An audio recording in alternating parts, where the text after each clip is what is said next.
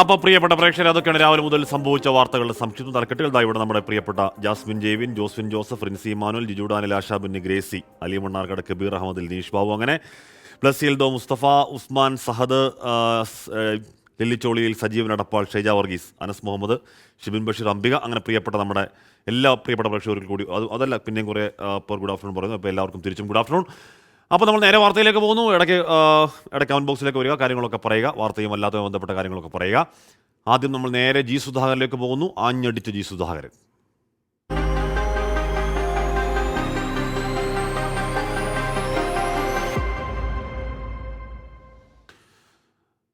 M ഡിക്കെതിരായ പരാമർശത്തിൽ തനിക്കെതിരെ ആദ്യം രംഗത്ത് വന്നത് സജി ചെറിയാനെന്ന് തുറന്നടിച്ച് മുൻ മന്ത്രി ജി സുധാകരൻ. പാർട്ടി മുഖപത്രമായ ദേശാഭിമാനി തന്നെ അവഗണിക്കുകയാണ്. വ്യക്തിപൂജയെ പിന്തുണയ്ക്കുന്നില്ലെന്ന് വ്യക്തമാക്കിയ ജി സുധാകരൻ മുൻ മന്ത്രി കെ ശൈലജയെയും വിമർശിച്ചു. 24 എക്സിക്യൂട്ടീവ് എഡിറ്റർ KR ഗോപികൃഷ്ണനുമായുള്ള അഭിമുഖത്തിലാണ് ജി സുധാകരന്റെ തുറന്നു പറച്ചിലുകൾ.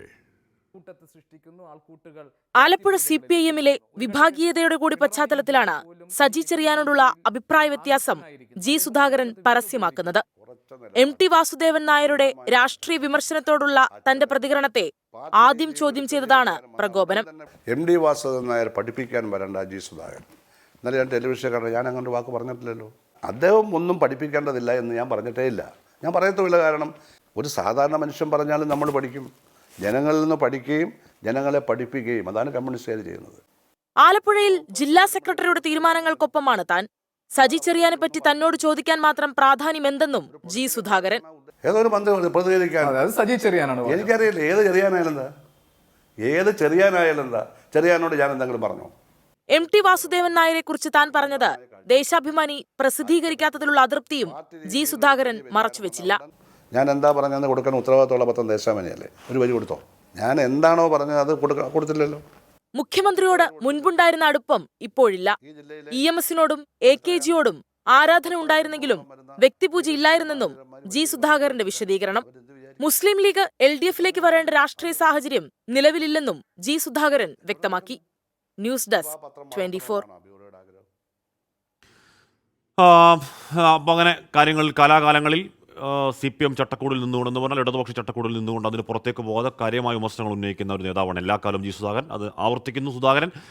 കരുവന്നൂർ സഹകരണ ബാങ്ക് തട്ടിപ്പ് കേസിൽ AC മൊയ്തീനും P രാജീവുമെതിരായ ആരോപണങ്ങളിൽ അന്വേഷണം നടക്കട്ടെ എന്നും പറയുകയാണ് മുൻമന്ത്രി ജി സുധാകരൻ. തട്ടിപ്പ് നടന്നു എന്നതിൽ തർക്കമില്ല. സഹകരണ വകുപ്പ് കൈകാര്യം ചെയ്ത ആളെന്ന നിലയ്ക്ക് തനിക്കത് മനസ്സിലാകുമെന്നും ജി സുധാകരൻ പറയുന്നു. കരുവന്നൂർ സഹകരണ ബാങ്ക് തട്ടിപ്പുമായി ബന്ധപ്പെട്ട കാര്യങ്ങളിൽ ED-യെ മാത്രം കുറ്റം പറയുന്നത് എങ്ങനെ എന്ന് ചോദിക്കുന്നവരുണ്ട്. ഇതിൽ പിഴവുകൾ സംഭവിച്ചിട്ടുണ്ട് പാർട്ടിക്ക് എന്ന് ചൂണ്ടിക്കാണിച്ചവരുമുണ്ട്. ഇപ്പോഴിതാ P രാജീവിൻ്റെയും AC മൊയ്തീൻ്റെയും ഒക്കെ പേരുകൾ ഇതുമായി ചേർന്ന് പുറത്തേക്ക് വരികയാണ്. താങ്കൾ അത് വിശ്വസിക്കുന്നുണ്ടോ? ഞാനിപ്പോൾ അതിൻ്റെ പുറകെ ഒന്നും പോയിട്ട് എന്നോട് മുമ്പ് ഇതാളുകൾ ചോദിച്ചു അവിടെ ഗുരുതരമായ ക്രമക്കേട് നടന്നിട്ടുണ്ടോ എന്നുള്ള വസ്തുതയായതുകൊണ്ട് അത് നമ്മൾ പറഞ്ഞു. ആരാണ് ഏതാണെന്നുള്ള ഡീറ്റെയിൽസ് രേഖ എൻ്റെ ഇല്ലല്ലോ. നടന്നിട്ടുണ്ടല്ലോ. ഞാൻ സഹകരണ മന്ത്രി ആയിരുന്ന ആളല്ലേ. അവിടെ കുറച്ച് കുഴപ്പങ്ങളുണ്ട്. ആ കുഴപ്പങ്ങൾ മൊയ്തീനാണോ രാജീവാണോ എന്ന് ഞാനങ്ങനെ പറയുക? എനിക്ക് യാതൊരു ബന്ധമില്ല. അത് രാജീവ് പറഞ്ഞു കഴിഞ്ഞു. മൊയ്തീനും നിഷേധിച്ചിരിക്കുകയാണ്. അദ്ദേഹത്തെ ED ഒന്നും രണ്ടാണ് ചോദിക്കുകയും ചെയ്തു. ഇതൊക്കെ പ്രൊസീഡിയർ നടക്കട്ടെ. ഇപ്പോൾ അതിലേക്ക് എന്താണ് ജമ്പ് ചെയ്യുന്നത്? ഇതിലെല്ലാം ഞങ്ങളെപ്പോലുള്ള പാർട്ടി പ്രവർത്തകരുടെ അഭിപ്രായങ്ങൾ വ്യത്യസ്ത തരത്തിൽ പറഞ്ഞാൽ ഞങ്ങളുടെ പാർട്ടിയുടെ നിലനിൽപ്പ് എന്താ? പക്ഷേ ED ഉണ്ടല്ലോ, അവർ കളിക്കുന്ന കളി എന്താ? ഏതെങ്കിലും ഒരു കാര്യത്തിൽ അവർ തീർപ്പ് കൽപ്പിച്ചോ ഇതുവരെ? ഇല്ല. എന്താ കാര്യം? അവരെന്താ ഇങ്ങനെ ചെയ്യുന്നത്? സർ, കുറ്റമുണ്ടെന്ന് കണ്ടാൽ അത് അബ്സല്യൂട്ടായിട്ട് നിയമമല്ല. കണ്ടാൽ മനസ്സിലാവുമല്ലോ. അങ്ങനെ ശരിയായ തരത്തിൽ അന്വേഷിച്ച് ശരിയായ തരത്തിൽ നിലപാടെടുക്കട്ടെ. BJP ഭരിക്കുന്ന ഏതെങ്കിലും സംസ്ഥാനത്ത് അന്വേഷിച്ചിട്ടുണ്ടോ? സിജോഷ് P പറയുകയാണ്. Good afternoon Ashmi. അമ്മ വാഴയിലയിൽ പൊതിഞ്ഞ മാങ്ങ ചമ്മന്തിയും ചക്ക വറുത്തതും മോരുകറിയും കൂട്ടി ഒരു പിടിപിടിക്കാൻ 1:30 അവൻ വെയിറ്റ് ചെയ്യുന്നു. കട്ട വെയിറ്റ് എന്ന് പറയുകയാണ്. അപ്പോൾ കഴിക്കുക പ്രിയപ്പെട്ട പ്രേക്ഷകർ, കഴിക്കുക. റീന സതീശൻ ആയാഷ്മി, എറണാകുളം റെയിൽവേ സ്റ്റേഷനിൽ നിന്നും സമ്മേളന സ്ഥലത്തേക്ക് ഓട്ടോ പിടിച്ചാൽ മതിയോ? കുറേ ദൂരം ഉണ്ടോ? പിന്നെ ഞങ്ങളുടെ കൂടെ അമ്മയും വരുന്നുണ്ട്. അപ്പോൾ അമ്മയ്ക്ക് വേറെ രജിസ്ട്രേഷൻ എടുക്കണോ എന്ന് ചോദിക്കുകയാണ്. ഒറ്റ മിനിറ്റ്, ഞാൻ ഈ പാക്കി പോകുമ്പോഴത്തേക്ക് റെയിൽവേ സ്റ്റേഷനിൽ നിന്ന് ഉണ്ടോ? സൗത്തിലൂടെ എത്ര ദൂരം ഉണ്ടാവും? ഓട്ടോ വിളിച്ചാൽ മതി അല്ലേ? ഓട്ടോ വിളിക്കേണ്ട ദൂരമേ ഉള്ളൂ. ഞാൻ അമ്മയുടെ കാര്യം ഞാൻ ഇപ്പോൾ പറയാം കേട്ടോ. ആരോപണത്തിൽ പാർട്ടിയുടെ പ്രതിരോധം.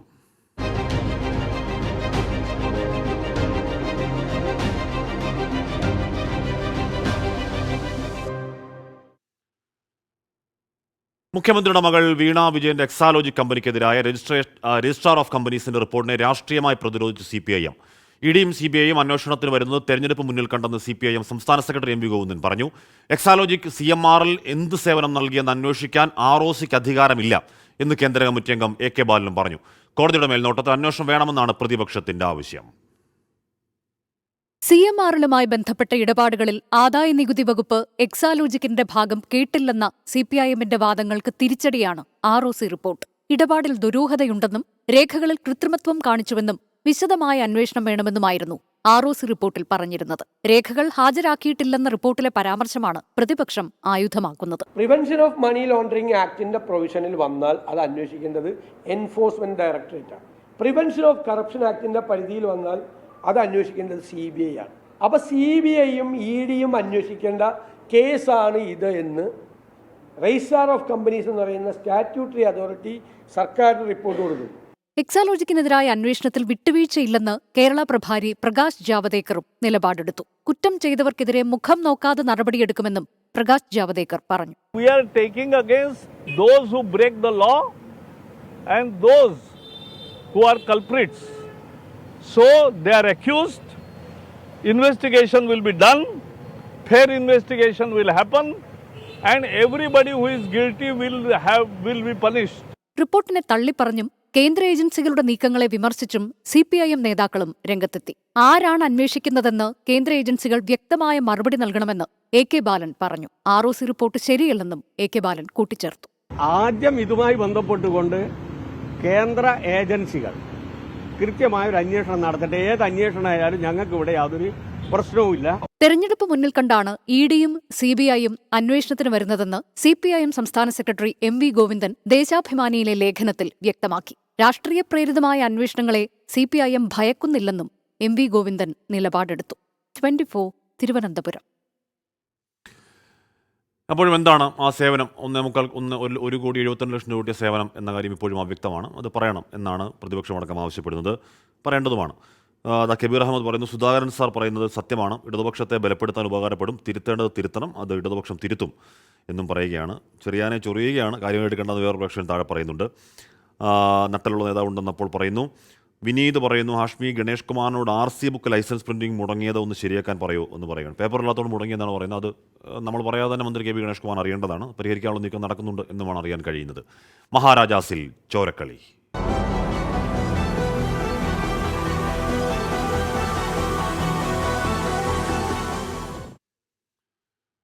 എറണാകുളം മഹാരാജാസ് കോളേജിൽ SFI നേതാവിന് കുത്തേറ്റു. യൂണിറ്റ് സെക്രട്ടറി നാസർ അബ്ദുറഹ്മാന് നേരെ ഇന്ന് പുലർച്ചെ 1 മണിയോടെയാണ് ആക്രമണമുണ്ടായത്. നാസർ അബ്ദുറഹ്മാനെ എറണാകുളം ജനറൽ ആശുപത്രിയിൽ പ്രവേശിപ്പിച്ചു. സംഭവത്തിൽ KSU മണ്ഡലം പ്രസിഡന്റ് അമൽ ടോമി, ബിലാൽ എന്നിവരെ പോലീസ് കസ്റ്റഡിയിലെടുത്തു. കൊലപാതകം നടത്തണമെന്ന ഉദ്ദേശത്തോടുകൂടി പ്രതികൾ എത്തിയെന്നാണ് FIR ഉള്ളത്. FIRന്റെ പകർപ്പ് 24-ന് കിട്ടി. ആക്രമണത്തിന് പിന്നിൽ KSUവിൻ്റെയും ഫ്രട്ടേണിറ്റിയുടെയും പ്രവർത്തകരാണെന്ന് SFI ജില്ലാ സെക്രട്ടറി അർജുൻ ബാബു ആരോപിക്കുന്നു. ഇതിനെല്ലാം എതിരെ ശക്തമായിട്ടുള്ള പ്രതിഷേധം ക്യാമ്പസിനകത്ത് SFI നേതൃത്വം നൽകുന്ന സാഹചര്യം ഉണ്ടായി. വിദ്യാർത്ഥികൾ ഒന്നടങ്കം ഈ പറയുന്ന ഫ്രട്ടേണിറ്റിക്കും KSUവിനെതിരെ രംഗത്ത് വരുന്ന സാഹചര്യം ഉണ്ടായി. ഈ ഘട്ടത്തിലാണ് കോളേജിനകത്ത് യൂണിവേഴ്സിറ്റി യൂണിയന്റെ നാടകോത്സവം ബന്ധപ്പെട്ടുകൊണ്ടുള്ള പ്രാക്ടീസിലാണ് നമ്മുടെ വിദ്യാർത്ഥികളെല്ലാം. ഈ വിദ്യാർത്ഥികളെ വിളിക്കുന്നതിനായിട്ട് കോളേജിലെത്തിയിട്ടുള്ള SFI യൂണിറ്റ് സെക്രട്ടറിയെ യാതൊരുവിധ പ്രകോപനമില്ലാതെ 20ഓളം വരുന്ന KSUവിന്റെയും ഫ്രട്ടേണിറ്റിയുടെയും ആളുകൾ ചേർന്ന് കത്തിയും അതുപോലെ വടിവാളും ഉപയോഗിച്ചിട്ട് അതിക്രൂരമായിട്ട് കൊലപ്പെടുത്തണം എന്നുള്ള ഉദ്ദേശത്തോട് തന്നെ മർദ്ദിക്കുന്ന സാഹചര്യം ഉണ്ടായിട്ടുള്ളത്. ഇപ്പോൾ മഹാരാജാസ് കോളേജിൽ SFIയുടെ പ്രതിഷേധ മാർച്ച് നടക്കുകയാണ്. സംഘർഷത്തെ തുടർന്ന് മഹാരാജാസ് കോളേജ് അനിശ്ചിതകാലത്തേക്ക് അടച്ചിരുന്നു. കോളേജിൽ അടിയന്തര സ്റ്റാഫ് കൗൺസിൽ യോഗം വിളിച്ചിട്ടുണ്ട്. എന്ന് പറഞ്ഞാൽ സംഘർഷം എന്നതിനൊക്കെ അപ്പുറം കത്തിക്കുത്തിലേക്ക് കാര്യങ്ങൾ പോകുമ്പോൾ അത് പിടിവിട്ടു പോകാനുള്ള സാധ്യതയുണ്ട് എന്ന് മുൻകൂട്ടി കണ്ടുകൊണ്ട് ശരിയാമണ്ണം കോളേജ് അടച്ചിടുക എന്നൊരു തീരുമാനത്തിലേക്ക് കോളേജ് എത്തുകയാണ്. ഇപ്പോൾ SFIയുടെ പ്രതിഷേധമാണ് മഹാരാജാസ് കോളേജിൽ പ്രേക്ഷകർ കാണുന്നത്. കൊലപാതകം നടത്തണം എന്ന ഉദ്ദേശത്തോടു കൂടി പ്രതികൾ എത്തിയെന്നാണ് FIR ഉള്ളത്. FIRന്റെ പകർപ്പ് അടക്കം നേരത്തെ പ്രേക്ഷകർ കണ്ടിരുന്നു. സംഭവത്തിൽ KSU മണ്ഡലം പ്രസിഡന്റ് അമൽ ടോമി, ബിലാൽ എന്നിവരടക്കമാണ് പോലീസ് ഇപ്പോൾ കസ്റ്റഡിയിൽ എടുത്തിരിക്കുന്നത്. ഇന്ന് പുലർച്ചെ യൂണിറ്റ് സെക്രട്ടറി നാസർ അബ്ദുറഹ്മാന് ഇന്ന് പുലർച്ചെ 1 മണിയോടെയാണ് ആക്രമണമുണ്ടായത്. നാസർ അബ്ദുറഹ്മാൻ എറണാകുളം ജനറൽ ആശുപത്രിയിൽ പ്രവേശിപ്പിച്ചു. കൈക്കടക്കം പരിക്കുണ്ട് എന്നാണ് അറിയാൻ കഴിയുന്നത്. മഹാരാജാസ് കോളേജിൽ SFI പ്രവർത്തകർ പ്രതിഷേധം നടത്തുകയാണ്. ക്യാമ്പസിൽ ചോര വീണുകൂടാ, അത് ഏതെങ്കിലും തരത്തിൽ ആരുടെയും ചോര വീണുകൂടാ എന്നത് എപ്പോഴും ഉറച്ചു പറയേണ്ടതാണ്. അതിന് വിഘാതമാകുന്ന, അതിന് വിരുദ്ധമാകുന്ന സംവാദങ്ങൾക്കപ്പുറം ഇനി കൂടി വന്നാൽ ഒരു കയ്യേറ്റമോ AD വന്നാൽ ഒരു ചെറിയ സംഘർഷം എന്നതിനൊക്കെ അപ്പുറം ആയുധമെടുക്കുക എന്നുള്ളത് അങ്ങേയറ്റം അപലപനീയമാണ്. അത് ഒഴിവാക്കേണ്ടതാണ്. അത് ഇക്കാലത്തിൽ ചേർന്ന രാഷ്ട്രീയമല്ല, അത് പ്രാകൃത രാഷ്ട്രീയമാണ്. ശ്യാംകുമാർ ചേർന്നു. ശ്യാം, ഏത് രീതിയിലാണ് മഹാരാജാസ് കോളേജിൽ യൂണിറ്റ് സെക്രട്ടറി നേരെയുണ്ടായ അക്രമത്തെ SFI കാണുന്നത്? പ്രതിഷേധങ്ങൾ ശ്യാം.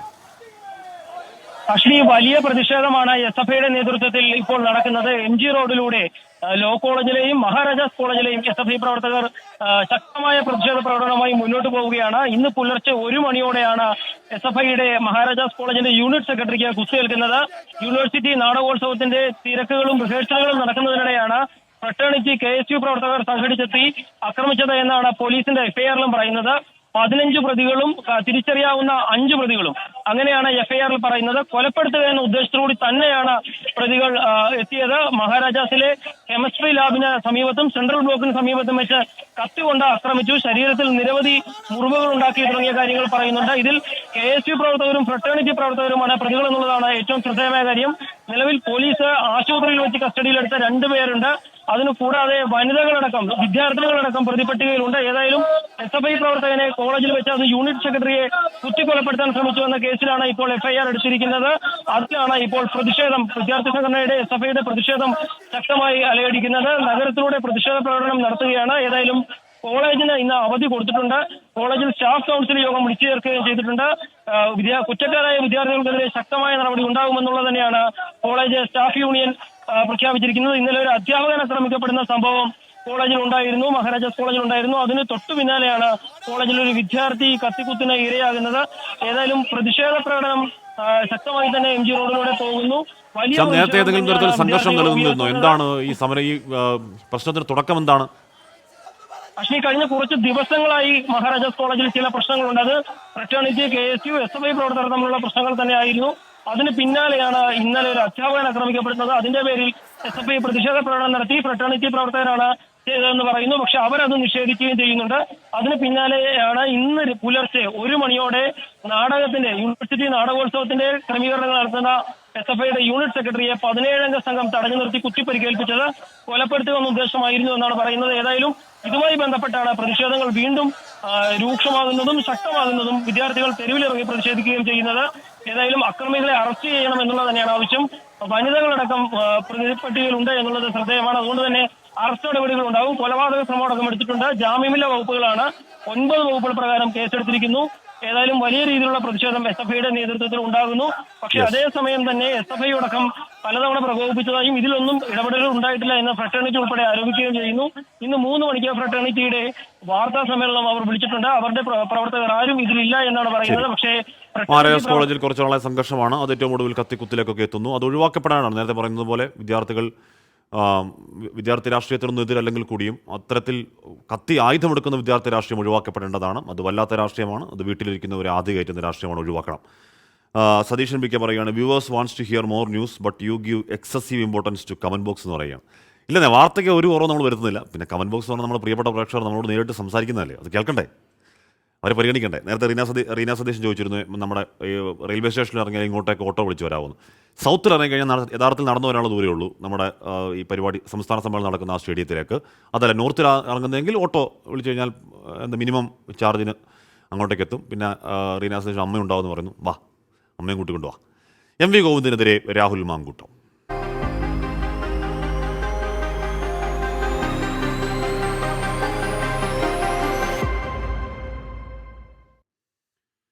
രാഹുൽ മങ്കൂട്ടത്തിൽ ജയിൽ മോചിതനായതിന് പിന്നാലെ സർക്കാരിനെതിരെ പുതിയ സമരമുറകൾ കുരുങ്ങി യൂത്ത് കോൺഗ്രസ്. നവകേരള സദസ്സിനെതിരെ ഓഡിറ്റ് സമരവും സാംസ്കാരിക സമ്മേളനങ്ങളും സംഘടിപ്പിക്കും. ജാമ്യം ലഭിക്കാൻ വ്യാജ മെഡിക്കൽ രേഖ നിർമ്മിച്ചെന്ന ആരോപണം തെളിയിക്കാൻ CPIM സംസ്ഥാന സെക്രട്ടറി MV ഗോവിന്ദനെ രാഹുൽ മങ്കൂട്ടത്തിൽ വെല്ലുവിളിച്ചു. സംസ്ഥാന സർക്കാരിനെതിരായ സമരങ്ങളിൽ നിന്ന് പിന്നോട്ടില്ലെന്ന് വ്യക്തമാക്കുകയാണ് യൂത്ത് കോൺഗ്രസ്. ജയിൽ നിറയ്ക്കൽ സമരം എന്ന നിലയിൽ യൂത്ത് കോൺഗ്രസ് തെരുവിലുണ്ടാവുമെന്ന് സംസ്ഥാന അധ്യക്ഷൻ രാഹുൽ മാങ്കൂട്ടത്തിൽ പറഞ്ഞു. ഒപ്പം സമരരീതികളിൽ മാറ്റം വരുത്താനും സംഘടന ആലോചിക്കുന്നുണ്ട്. സാംസ്കാരിക പ്രതിപക്ഷം എന്ന ആശയത്തിലാവും യൂത്ത് കോൺഗ്രസിന്റെ പുതിയ സമരമുറ.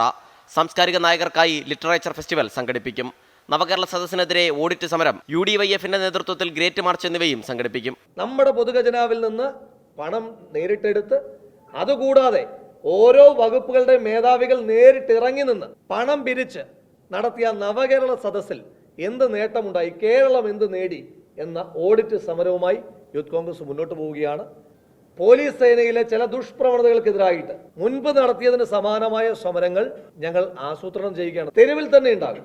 കേന്ദ്ര സംസ്ഥാന സർക്കാരിന്റെ കൊള്ളരുതായ്മകളെ തുറന്നു കാണിക്കുവാൻ വേണ്ടി UDYFന്റെ നേതൃത്വത്തിലുള്ള ഗ്രേറ്റ് മാർച്ചും നമ്മൾ അത്തരം സമര പരിപാടികളുമായിട്ട് മുന്നോട്ട് പോവുകയാണ്. കോടതിയിൽ ഹാജരാക്കിയ മെഡിക്കൽ സർട്ടിഫിക്കറ്റ് വ്യാജമെന്ന ആരോപണം തെളിയിക്കാൻ MV ഗോവിന്ദന് രാഹുൽ മാങ്കൂട്ടത്തിന്റെ പരസ്യ വെല്ലുവിളി. ഞാൻ CPMന്റെ സംസ്ഥാന സെക്രട്ടറിയെ, അദ്ദേഹത്തെ ഞാൻ ഓപ്പൺ ചലഞ്ച് ചെയ്യാൻ ആഗ്രഹിക്കുകയാണ്. അദ്ദേഹം നിശ്ചയിക്കുന്ന ദിവസം തിരുവനന്തപുരത്ത് ഞാനും അദ്ദേഹവും ഒരുമിച്ച് ഞാൻ ചികിത്സയിൽ ഉണ്ടായിരുന്ന സ്വകാര്യ മെഡിക്കൽ കോളേജിൽ പോകുവാൻ തയ്യാറാണ്. ഞാൻ സ്വീകരിച്ചിട്ടുള്ള മരുന്നുകൾ എന്തൊക്കെയാണ്, ഞാൻ എത്ര ദിവസം അവിടെ അഡ്മിറ്റ് ആയിരുന്നു, ഇനി ഞാൻ അവിടെ കിടന്നിട്ട് തന്നെ ഉണ്ടോ, അതിനകത്ത് സംശയമുണ്ടെങ്കിൽ CCTV ഫൂട്ടേജ് അടക്കം ശ്രീ MV ഗോവിന്ദന് കൊടുക്കുവാൻ ഞാൻ കൂടി ആ ആശുപത്രി അധികൃതരോട് റിക്വസ്റ്റ് ചെയ്യാം. സമരങ്ങൾക്കെതിരെ പോലീസ് നടത്തിയ മർദ്ദനങ്ങൾ കോടതിയിൽ ചോദ്യം ചെയ്യാനും ഒരുങ്ങുകയാണ് യൂത്ത് കോൺഗ്രസ്. കേസുമായി മുന്നോട്ട് നീങ്ങുന്ന എല്ലാ പ്രവർത്തകർക്കും നിയമസഹായവും ഉറപ്പുവരുത്തും. 24 തിരുവനന്തപുരം. ഇന്ദുലേഖ സുജേഷ് പറയുകയാണ്, കാലം തെറ്റി പെയ്യുന്ന മഴ പോലെ ഒടുങ്ങാത്ത രാഷ്ട്രീയം വിനാശത്തിലേക്ക് നയിക്കുമെന്ന് നമ്മുടെ കുട്ടികൾ മനസ്സിലാക്കാത്ത എന്താണ്? ഒടുങ്ങാത്ത രാഷ്ട്രീയം എന്ന് പറയുന്നത് രാഷ്ട്രീയം അത്ര മോശം കാര്യമൊന്നുമല്ല. വിദ്യാർത്ഥി രാഷ്ട്രീയവും നമ്മുടെ സമൂഹത്തെ മനസ്സിലാക്കാനും അന്യൻ്റെ വേദന മനസ്സിലാക്കാനൊക്കെ സഹായിക്കുന്ന ഒന്ന് തന്നെയാണ്. പക്ഷേ അത് കലാപരാഷ്ട്രീയമാകുന്നതാണ് ഈ പ്രശ്നം. ഇപ്പോൾ ഒടുങ്ങാത്ത കലാപരാഷ്ട്രീയ വിനാശത്തിലേക്ക് നയിക്കും എന്ന് തിരുത്തി പറയണമെന്ന് അപേക്ഷിക്കുകയാണ് ഇന്ദുലേഖ സുജേഷിനോട്. നിയമസഭയിൽ ഗവർണർ വായിക്കേണ്ട നയപ്രഖ്യാപന പ്രസംഗത്തിന്റെ കരടിന് മന്ത്രിസഭയുടെ അംഗീകാരം. കരട് രേഖ ഉടൻ രാജ്ഭവന് കൈമാറും. നയപ്രഖ്യാപനത്തിലെ കേന്ദ്രവിരുദ്ധ പരാമർശങ്ങൾ ഗവർണർ വായിക്കുമോ എന്നതാണ് ഇനി അറിയേണ്ടത്. ജനുവരി 25-ന് നിയമസഭാ സമ്മേളനം തുടങ്ങുമ്പോൾ നയപ്രഖ്യാപനം നടത്തുമെന്ന് ഗവർണർ ആരിഫ് മുഹമ്മദ് ഖാൻ വ്യക്തമാക്കിയിട്ടുണ്ട്. നയപ്രഖ്യാപനത്തിന്റെ കരട് തയ്യാറാക്കാൻ മുതിർന്ന ഉദ്യോഗസ്ഥരെ സർക്കാർ ചുമതലപ്പെടുത്തിയിരുന്നു. കരടിന് ഇന്ന് ചേർന്ന മന്ത്രിസഭായോഗം അംഗീകാരം നൽകി. കരട് ഉടൻ തന്നെ ഗവർണർക്ക് കൈമാറും. സംസ്ഥാനത്തെ സാമ്പത്തിക പ്രതിസന്ധിയുമായി ബന്ധപ്പെട്ട് കേന്ദ്ര സർക്കാരിനെതിരെ രൂക്ഷമായ വിമർശനങ്ങൾ നയപ്രഖ്യാപനത്തിനുണ്ടാകും. ഇത് ഗവർണർ വായിക്കുമോ എന്നതിൽ അവ്യക്തത നിലനിൽക്കുകയാണ്. മുൻകാലങ്ങളിൽ പ്രസംഗത്തിൽ നിന്ന് ചില ഭാഗങ്ങൾ ഗവർണർമാർ ഒഴിവാക്കിയിട്ടുണ്ട്. നവകേരള സദസ്സിന് ബസ് വാങ്ങിയതിനും ഇന്ന് ചേർന്ന മന്ത്രിസഭായോഗം അംഗീകാരം നൽകി. ബസ് വാങ്ങി സൗകര്യങ്ങൾ ക്രമീകരിച്ച ഗതാഗത സെക്രട്ടറിയുടെ നടപടിക്കാണ് സാധൂകരണം നൽകിയത്. 1,05,00,000 രൂപ ചെലവഴിച്ചാണ് മുഖ്യമന്ത്രിക്കും മന്ത്രിമാർക്കും സഞ്ചരിക്കാൻ ബസ് വാങ്ങിയത്. 24 തിരുവനന്തപുരം. സുധി പറയുകയാണ്, സാർ ഞാനൊരു മത്സ്യത്തൊഴിലാളിയാണ്, മത്സ്യബന്ധന മേഖല മൊത്തം ദുരിതത്തിലാണ്, ഞങ്ങളെ ഇടയ്ക്കൊന്ന് ഓർക്കുന്നേ എന്ന് പറയുകയാണ്. നിങ്ങളെ ഓർക്കാതെ ഇരിക്കുന്നില്ല, നിങ്ങൾ കേരളത്തിൻ്റെ അഭിമാനങ്ങളാണ്, നമ്മുടെ മത്സ്യത്തൊഴിലാളി സഹോദരങ്ങളാണ്. ഉറപ്പായും ആ മേഖലയിൽ ചില പ്രശ്നങ്ങളുണ്ട് എന്ന് ഈ അടുത്ത കാലത്ത് കൂടുതൽ രൂക്ഷമാകുന്നുവെന്ന് പലയിടത്തും വായിച്ചറിഞ്ഞു. ഉറപ്പായും നമ്മുടെ വാർത്താക്കണ്ണ് അങ്ങോട്ടേക്ക് ഉണ്ടാകുമെന്ന് ഞാൻ ഉറപ്പ് നൽകുകയാണ് സുധിക്ക്. തൃശ്ശൂരിൽ കോൺഗ്രസും BJPയും തമ്മിലാണ് മത്സരമെന്ന പ്രസ്താവന തിരുത്തി TN പ്രതാപൻ MP. ഇടതുപക്ഷത്തിന് തൃശ്ശൂരിൽ ശക്തമായ അടിത്തറയുണ്ട്. വർഗീയത കൊണ്ട് മണ്ഡലത്തെ വിഭജിക്കാൻ കഴിയില്ലെന്നും TN പ്രതാപൻ പറഞ്ഞു. നേതൃത്വത്തിന്റെ വിലക്ക് ലംഘിച്ച് TN പ്രതാപന് വേണ്ടി വീണ്ടും പ്രവർത്തകർ പരസ്യപ്രചാരണം നടത്തി. തൃശൂരിൽ മുഖ്യശത്രു BJP എന്ന് പ്രഖ്യാപിച്ച TN പ്രതാപൻ ഒടുവിൽ നിലപാട് മയപ്പെടുത്തി. UDFനും LDFനും തൃശൂരിൽ ശക്തമായ അടിത്തറയുണ്ട്. തൃശ്ശൂരിൽ LDFിൻ്റെതായ ഒരു അടിത്തറയുണ്ട്. തൃശ്ശൂർ സ്ഥാനാർത്ഥി പ്രഖ്യാപനത്തിന് മുമ്പേ ചുവരെഴുത്ത് പാടില്ലെന്ന നേതൃത്വത്തിന്റെ നിർദ്ദേശം അവഗണിച്ച് പ്രതാപനു വേണ്ടി വീണ്ടും പ്രവർത്തകർ രംഗത്തെത്തി. എളവള്ളിയിലെ മതിലിലാണ് ചുവരെഴുത്ത് പ്രത്യക്ഷപ്പെട്ടത്. പ്രതാപൻ തുടരും, പ്രതാപത്തോടെ എന്നെഴുതിയ ചുമരെഴുത്തിൽ കൈപ്പത്തി ചിഹ്നവും വരച്ചു ചേർത്തിട്ടുണ്ട്. ചുവരെഴുത്ത് മായ്ക്കാൻ നിർദ്ദേശിച്ചിട്ടുണ്ടെന്നും എഴുതിയവർക്കെതിരെ നടപടിയുണ്ടാകില്ലെന്നും TN പ്രതാപൻ. ചുവരെഴുത്ത് ഞാൻ നിരുത്സാഹപ്പെടുത്തി. ഞാൻ തന്നെയാണ് നേരത്തെ എഴുതിയ ചുവര് ആളെ നിർബന്ധിച്ച് പറഞ്ഞ് മായ്പ്പിക്കാൻ. ഞാൻ കർശനമായും ഇപ്പോൾ ചാനലുകൾ ശ്രദ്ധയിൽപ്പെടുത്തിയപ്പോഴാണ് ഞാൻ വിവരം അറിയുന്നത്. യൂത്ത് കോൺഗ്രസ് പ്രവർത്തകർ ആവേശത്തിൽ ചുവരെഴുതിയതാണെന്ന് Pavaratty Congress block president CJ സ്റ്റാൻലിയും പ്രതികരിച്ചു. സ്ഥാനാർത്ഥി പ്രഖ്യാപനത്തിന് മുമ്പേ ചുവരെഴുത്ത് പാടില്ലെന്ന പ്രതിപക്ഷ നേതാവിന്റെ അടക്കം നിർദ്ദേശം ലംഘിച്ചുകൊണ്ടാണ് തൃശൂരിൽ ചുവരെഴുത്തുകൾ തുടരുന്നത്. 24 തൃശൂർ. അയോധ്യ രാമക്ഷേത്രത്തിൽ പ്രാണപ്രതിഷ്ഠയ്ക്ക് മുന്നോടിയായുള്ള സുപ്രധാന പൂജകൾക്ക് തുടക്കമായി. വിഗ്രഹം ഗർഭഗൃഹത്തിലെത്തിച്ചു. പ്രതിഷ്ഠാ ചടങ്ങിനെ ചൊല്ലി രാഷ്ട്രീയ വിവാദങ്ങൾ തുടരുകയുമാണ്. ഉത്തർപ്രദേശ് കോൺഗ്രസിലെ അഭിപ്രായ ഭിന്നത പരിഹരിക്കാൻ ദേശീയ നേതൃത്വം നീക്കങ്ങൾ തുടങ്ങിയിട്ടുണ്ട്. ഗണേശ പൂജയോടെയാണ് ചടങ്ങുകൾ ആരംഭിച്ചത്. ക്ഷേത്രത്തിന്റെ വാസ്തുപൂജ നൂറുകണക്കിന് സന്യാസിമാരുടെ കാർമ്മികത്വത്തിൽ നടന്നു. അംബിക, വരുണ, മാതൃക പൂജകളും ക്ഷേത്രത്തിൽ പൂർത്തിയായി. രാംലല്ല എത്തിച്ച സാഹചര്യത്തിൽ ക്ഷേത്രത്തിന്റെ സുരക്ഷ CRPF കൂടുതൽ ശക്തമാക്കി. അയോധ്യയിലേക്കുള്ള തീർത്ഥാടക പ്രവാഹം ഇന്നും തുടരുകയാണ്. तो राम जी की जो पेंटिंग्स है ना वो हम बचपन से बनाते आ रहे हैं. उनसे एक अलग ही कनेक्शन है, एक श्रद्धा, एक भाव है. जब भी बनाते हैं तो भजन करते ही बनाते हैं. मुझे बड़ा आनंद मिलता है. ക്ഷേത്ര ഉദ്ഘാടനത്തിന് ദിവസങ്ങൾ ബാക്കി നിൽക്കെ ഉത്തർപ്രദേശിൽ നേതാക്കളുടെ കൂട്ടക്കൊഴിച്ചിൽ ഭീതിയിലാണ് കോൺഗ്രസ്. രാമക്ഷേത്ര ഉദ്ഘാടനത്തിന് പിന്നാലെ മുതിർന്ന നേതാക്കളടക്കം പാർട്ടി വിടുമെന്നാണ് വിവരം. സംസ്ഥാനത്തെ മുതിർന്ന നേതാക്കളെ കടുത്ത തീരുമാനങ്ങൾ എടുക്കുന്നതിൽ നിന്നും പിന്തിരിപ്പിക്കാൻ ഈ സാഹചര്യത്തിൽ ദേശീയ നേതൃത്വം ശ്രമം ആരംഭിച്ചിട്ടുണ്ട്. ഇന്നലെ അയോധ്യയിൽ ആരംഭിച്ച BJP നേതൃയോഗത്തിന് പിന്നാലെയാണ് കോൺഗ്രസ് ദേശീയ നേതൃത്വത്തിന്റെ ഇടപെടൽ. അജയ് റായ്, നിർമ്മൽ ഖാത്രി അടക്കമുള്ള നേതാക്കന്മാരുമായി ദേശീയ നേതൃത്വം ആശയവിനിമയം നടത്തിയതായാണ് സൂചന. നിയന്ത്രണങ്ങൾ ശക്തമാണെങ്കിലും അയോധ്യയിലേക്ക് വലിയ രീതിയിലുള്ള ജനപ്രവാഹമാണ് ഇപ്പോഴുണ്ടാകുന്നത്. ഇതിനെ എങ്ങനെ നിയന്ത്രിക്കാം എന്നതടക്കമുള്ള കാര്യങ്ങൾ നാളെ ചേരുന്ന ക്ഷേത്ര ട്രസ്റ്റിന്റെ യോഗം വിലയിരുത്തും. ക്യാമറമാൻ യോഗേഷ് സിംഗിനൊപ്പം അയോധ്യയിൽ നിന്നും R. രാധാകൃഷ്ണൻ, 24. ഒരു തരിമ്പ് പോലും ഇരുമ്പ് ഉപയോഗിക്കാതെയാണ് അയോധ്യയിലെ രാമക്ഷേത്രം നിർമ്മിക്കുന്നത്. നൂറുകണക്കിന് ശില്പികളുടെ പരിശ്രമമുണ്ട് അതിന് പിന്നിൽ. ശേഷിക്കുന്ന നിർമ്മാണ ജോലികൾ കൂടി വേഗത്തിൽ പൂർത്തിയാക്കാനുള്ള ശ്രമത്തിലാണ് ഇവർ.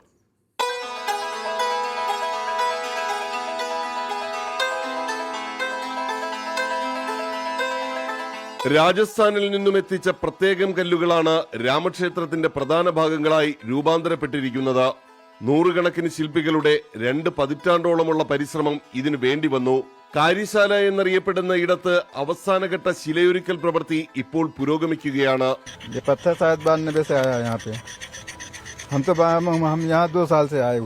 പരമ്പരാഗത നാഗർ ശൈലിയിലാണ് ക്ഷേത്രമന്ദിരം നിർമ്മിച്ചിരിക്കുന്നത്.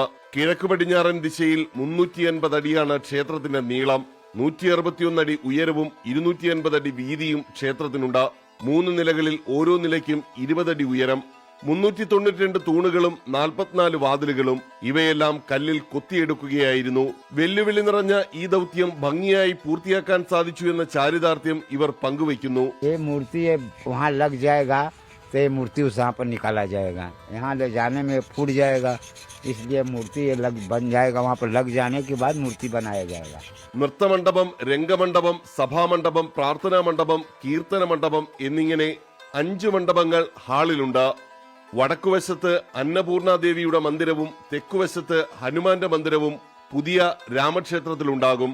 2 പതിറ്റാണ്ടിലധികമായി നടന്നുവരുന്ന ക്ഷേത്ര നിർമ്മാണ പ്രവർത്തികളാണ് അന്തിമഘട്ടത്തിലേക്ക് കടക്കുന്നത്.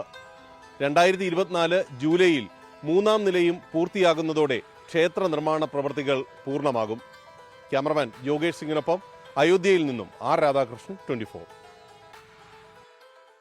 റോയി മാത്യു മണപ്പള്ളി പറയുകയാണ്, എറണാകുളം സൗത്ത് സ്റ്റേഷനിൽ 6ാമത്തെ പ്ലാറ്റ്ഫോമിൽ നിന്നുമാണ് കടവന്തര രാജീവ് ഗാന്ധി സ്റ്റേഡിയത്തിലേക്ക് വരാൻ എളുപ്പം. നടക്കാം, ഓട്ടോയും കിട്ടും, 1 കിലോമീറ്റർ. അപ്പോൾ കുറച്ചുകൂടി വ്യക്തമായി എന്ന് തോന്നുന്നു.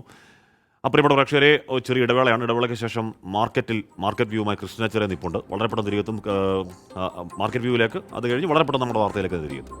Good afternoon. മാർക്കറ്റ് വ്യൂവിലേക്ക് എല്ലാ പ്രേക്ഷകർക്കും സ്വാഗതം. ആദ്യം തലക്കെട്ടുകൾ. തുടർച്ചയായ 3ാം സെഷനിലും ചുവപ്പിൽ മുങ്ങി ഓഹരി വിപണികൾ. നിഫ്റ്റിയിലും സെൻസെക്സിലും കടുത്ത വിൽപ്പന സമ്മർദ്ദം. മന്ദഗതിയിലുള്ള ആഗോള സൂചികകൾ തിരിച്ചടിയായി. ബാങ്കിംഗ്, മെറ്റൽ, FMCG ഓഹരികൾ വിൽപ്പന സമ്മർദ്ദത്തിൽ. ഇസ്രയേൽ കമ്പനിയായ ടാരോയുടെ ഓഹരികൾക്ക് 2982 കോടിക്ക് ഏറ്റെടുക്കാൻ സൺഫാർമ. വരും വർഷങ്ങളിൽ $1000 കോടി പ്രത്യക്ഷ വിദേശ നിക്ഷേപം രാജ്യത്ത് പ്രതീക്ഷിക്കുന്നതായി കേന്ദ്രമന്ത്രി Ashwini Vaishnav. Apple, Samsung, Kia അടക്കമുള്ള കമ്പനികൾ രാജ്യത്ത് പ്രവർത്തനം വ്യാപിപ്പിക്കുന്നുവെന്ന് മന്ത്രി.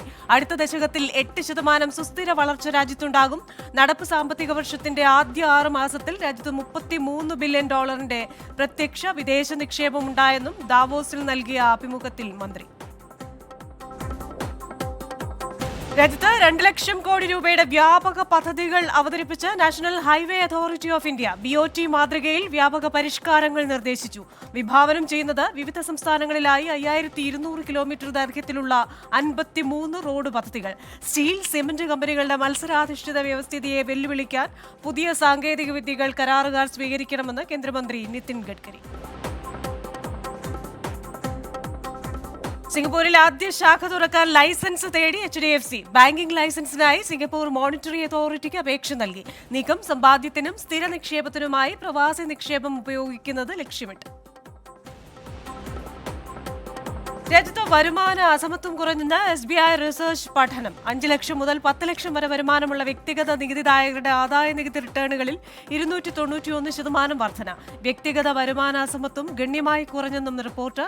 നടപ്പ് സാമ്പത്തിക വർഷത്തിൽ മൊത്തം റിട്ടേണുകൾ 82 ദശലക്ഷത്തിൽ നിന്ന് 85 ദശലക്ഷമായി ഉയരുമെന്നും SBI റിസർച്ച്.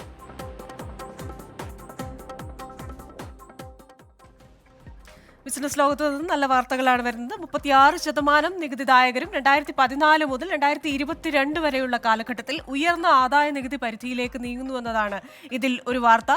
അതായത് കൂടുതൽ പേരും വരുമാനം കൂടുമ്പോഴാണല്ലോ കൂടിയ ആദായ നികുതി സ്ലാബിലേക്ക് പോകുന്നത്. അതൊരു നല്ല വാർത്തയാണ്. അതേപോലെ തന്നെ വരുന്ന ഇടക്കാല ബജറ്റിൽ കുറഞ്ഞ നിരക്കിലുള്ള ഭവന വായ്പകൾക്ക് സബ്സിഡി 15% ഉയർത്തും. അപ്പോൾ സാധാരണക്കാർക്കുള്ള ഭവന വായ്പകൾക്ക് പ്രധാനമന്ത്രി ആവാസ് യോജന പ്രകാരമുള്ള ഭവന വായ്പകൾക്ക് സബ്സിഡി തുക ഉയരുന്നു. ഇനി നമ്മൾ ഓഹരി വിപണിയിലേക്ക് വന്നു കഴിഞ്ഞാൽ ചുവപ്പിൽ തന്നെയാണ് ഓഹരി വിപണികൾ ഇന്നും. നിഫ്റ്റി 21,460 ഇപ്പോൾ വ്യാപാരം നടക്കുന്നത്. 111 പോയിന്റ് താഴ്ന്നാണ്. Nifty bank and financial services ഓഹരികൾ താഴോട്ട് തന്നെയാണ്. നമുക്കറിയാം ഇന്നലെ HDFC ബാങ്കിന്റെ ഒരു തകർച്ചയൊക്കെ നമ്മൾ കണ്ടതാണ്. ഇന്നും അത് തന്നെ തുടരുന്നു. ഇനി നമ്മൾ ബോംബെ സ്റ്റോക്ക് എക്സ്ചേഞ്ചിലേക്ക് വന്നു കഴിഞ്ഞാൽ അവിടെയും 73,000 കടന്നു. 72,000, ഇന്ന് 71,132 എന്ന് പറയുന്ന പോയിന്റിലാണ് വ്യാപാരം നടക്കുന്നത്. നമുക്ക് അതിഥിയുണ്ട്. പോൾ തോമസ് ആണ്, DBFSന്റെ എക്സിക്യൂട്ടീവ് ഡയറക്ടറാണ്. Good afternoon Paul Thomas. എന്തായാലും വിപണി ഈ തുടർച്ചയായ 3ാം സെഷനിലും റെഡിൽ തന്നെയാണല്ലോ. അതെ, മാർക്കറ്റ് ഇന്ന് ഗ്യാപ് ഡൗണിൽ തന്നെ ഓപ്പൺ ചെയ്ത്, എന്നാൽ ഒരു സന്തോഷ വാർത്ത 21,275 എന്നുള്ള നിഫ്റ്റിയുടെ ഒരു നല്ല സപ്പോർട്ട് എടുത്തിട്ടാണ് നിഫ്റ്റി തിരിച്ച് കയറിയിരിക്കുന്നത്. അതുകൊണ്ട് തന്നെ എനിക്ക് തോന്നുന്നത് ഈ പ്രാവശ്യത്തെ ഒരു തിരുത്തൽ മിക്കവാറും ഇന്നത്തോടു കൂടി തീരാനുള്ള ഒരു സാധ്യതയുണ്ട്. അല്ലെങ്കിൽ നാളെ റിലയൻസിൻ്റെ ഒക്കെ റിസൾട്ടിൽ അതുപോലെ ഉള്ള എന്തെങ്കിലും പ്രശ്നങ്ങൾ വരണം. അല്ലെങ്കിൽ തൽക്കാലത്തേക്ക് ഈ ഒരു കറക്ഷൻ തീർന്ന് തിരിച്ച് മാർക്കറ്റ് കയറാനുള്ള സാധ്യതകളാണ് കാണുന്നത്. ഇന്ന് JK ടയർ 5% ഉയർന്ന് 425-ലും അതുപോലെ ശോഭ 15% ഉയർന്ന് 1525-ലും ട്രേഡ് നടക്കുന്നുണ്ട്. കേരള കമ്പനികളിൽ സൗത്ത് ഇന്ത്യൻ ബാങ്കിൻ്റെ റിസൾട്ട് വന്നിരുന്നു. ഏകദേശം 12% ഉയർന്ന് 31.80 രൂപ ഇപ്പോൾ ട്രേഡ് നടക്കുന്നത്. അതുപോലെ തന്നെ അപ്പോളോ ടയേഴ്സ് 5% ഉയർന്ന് 496-ലും ട്രേഡ് നടക്കുന്നു. IT സ്റ്റോക്സിനെ സംബന്ധിച്ചോളം ഓൾമോസ്റ്റ് ഫ്ലാറ്റ് ആയിട്ടാണ് ഇന്ന് നിൽക്കുന്നത്. ബാങ്കിങ് ഷെയർസ് ഇന്നലെ താന്ന മറ്റ് പല ബാങ്കുകളും ഇന്ന് പതുക്കെ തിരിച്ച് കയറുന്നുണ്ട്. മാർക്കറ്റ് ഒരു തിരിച്ച് ഏകദേശം എന്താ പറയുക, വളരെ താണ ലെവലിൽ നിന്നും തിരിച്ച് 100 പോയിന്റ് കയറിയാണ് ഇപ്പോൾ നിൽക്കുന്നത്. എന്തായാലും നിക്ഷേപത്തിന് അനുകൂലമായ ഒരു സാഹചര്യമാണ്. മാർക്കറ്റിൽ ഇന്ന് കറക്ഷനാണ്. പക്ഷേ ഇന്നത്തെ ആ കറക്ഷൻ മാറി നാളെ അവസാന വ്യാപാര ദിവസം മാർക്കറ്റ് തിരികെ വരുമെന്നാണ് ശ്രീ പോൾ തോമസ്, DBFSന്റെ എക്സിക്യൂട്ടീവ് ഡയറക്ടർ പറയുന്നത്. Thank you Paul Thomas. Market വ്യൂവിന്റെ എപ്പിസോഡ് ഇവിടെ പൂർണ്ണമാവുകയാണ്. ഇനി വൈകുന്നേരം 4:45 കാണാം. Back to good afternoon with Hashmi.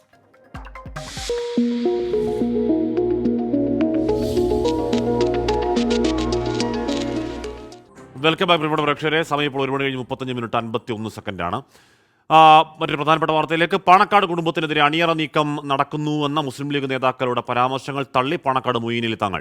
Muslim league ദേശീയ ജനറൽ സെക്രട്ടറി PK കുഞ്ഞാലിക്കുട്ടിയെ ഉൾപ്പെടെ ഉന്നമിട്ടായിരുന്നു പ്രതികരണം. ഇതിലടക്കം നിലവിലെ വിവാദങ്ങളൊന്നും പരസ്യമായ മറുപടി ആവശ്യമില്ല എന്ന നിലപാടിലാണ് മുസ്ലിം ലീഗ്. സമസ്തയിലെ ഒരു വിഭാഗം പാണക്കാട് സാദിഖ് അലി തങ്ങളെ ലക്ഷ്യമിട്ട് പ്രവർത്തിക്കുന്നുണ്ടെന്ന മുസ്ലിം ലീഗിൽ ചിലർ കരുതുന്നു. പാണക്കാട് കുടുംബത്തിന്റെ ചില്ലയും കൊമ്പും വെട്ടാൻ ആരെയും അനുവദിക്കില്ലെന്ന് MSF പൈതൃകം വേദിയിൽ PK കുഞ്ഞാലിക്കുട്ടി പറഞ്ഞു. പാണക്കാട് കുടുംബത്തിന്റെ സ്വാധീനമുള്ളിടത്തൊക്കെ ഉറച്ച നേതൃത്വവും അതുപോലെ തന്നെ കമാൻഡിങ്ങുമായി ഇന്നും നമ്മൾ മുന്നോട്ട് പോവുകയാണ്. അതിനോളം ഉയരാൻ നോക്കുക എന്നല്ലാതെ അതിൻ്റെ കൊമ്പും ചില്ലയും മുറിക്കാൻ വേണ്ടി ആരും തന്നെ തയ്യാറാവേണ്ടതില്ല. ആരും ഇവിടെ കൊമ്പും ചില്ലയും വെട്ടാൻ പോകുന്നില്ലെന്ന് പാണക്കാട് മൊയ്നലി തങ്ങളുടെ മറുപടി. താഴ്ന്നു കൊടുക്കേണ്ട ഇടങ്ങളിൽ താഴ്ന്നു കൊടുക്കാനുള്ള മനസ്സ് നേതാക്കൾ കാണിക്കണമെന്നും മൊയ്നലി തങ്ങൾ. ഇവിടെ ആരും കൊമ്പിന്റെ ചില്ല വെട്ടാൻ ആരും പോകുന്നില്ല. സൂര്യന്റെ വിഷയം ഇവിടെ ഇല്ല, മേഘങ്ങൾ വരുന്ന വിഷയമൊന്നുമില്ല. അതൊക്കെ ഒരു തോന്നലാണ്. പ്രായം ആകുന്നതിനനുസരിച്ച് നമുക്ക് മംഗലുകളും കാഴ്ചയിലും.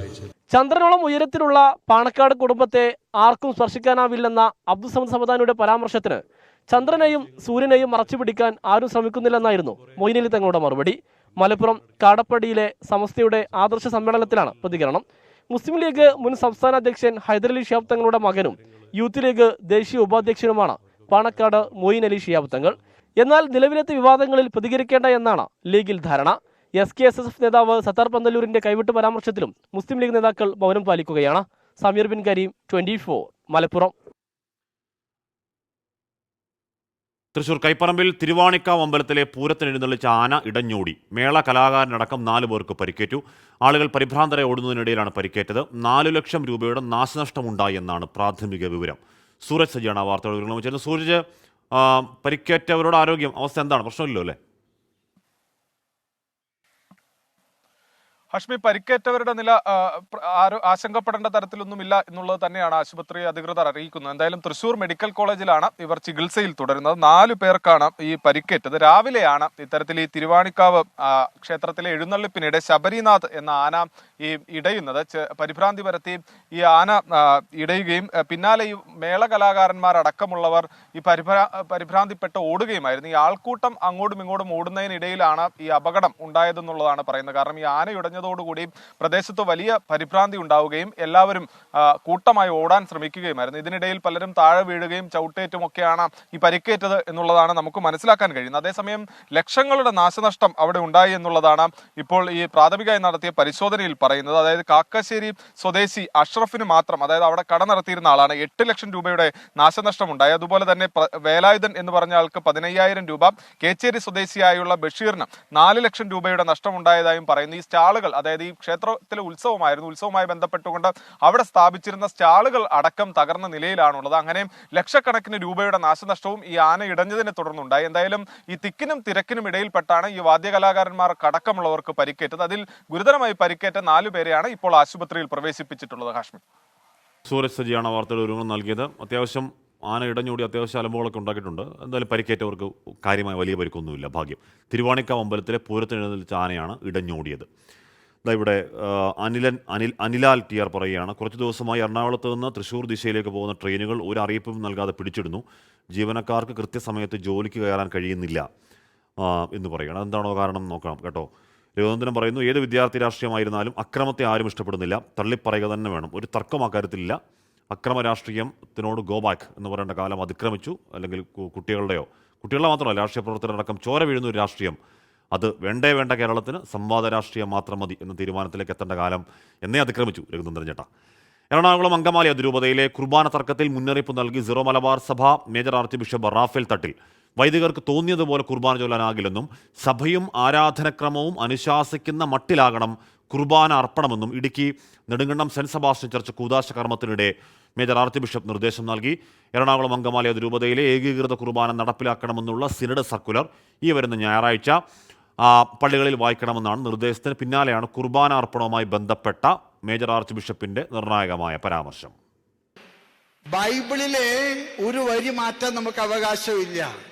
അതുപോലെ തന്നെയാണ് കുർബാന പുസ്തകത്തിലെ അച്ഛന് തോന്നിയത് ചേർക്കാനും തോന്നിയത് വെട്ടിക്കളയാനും ഉള്ള സ്ഥലമല്ല.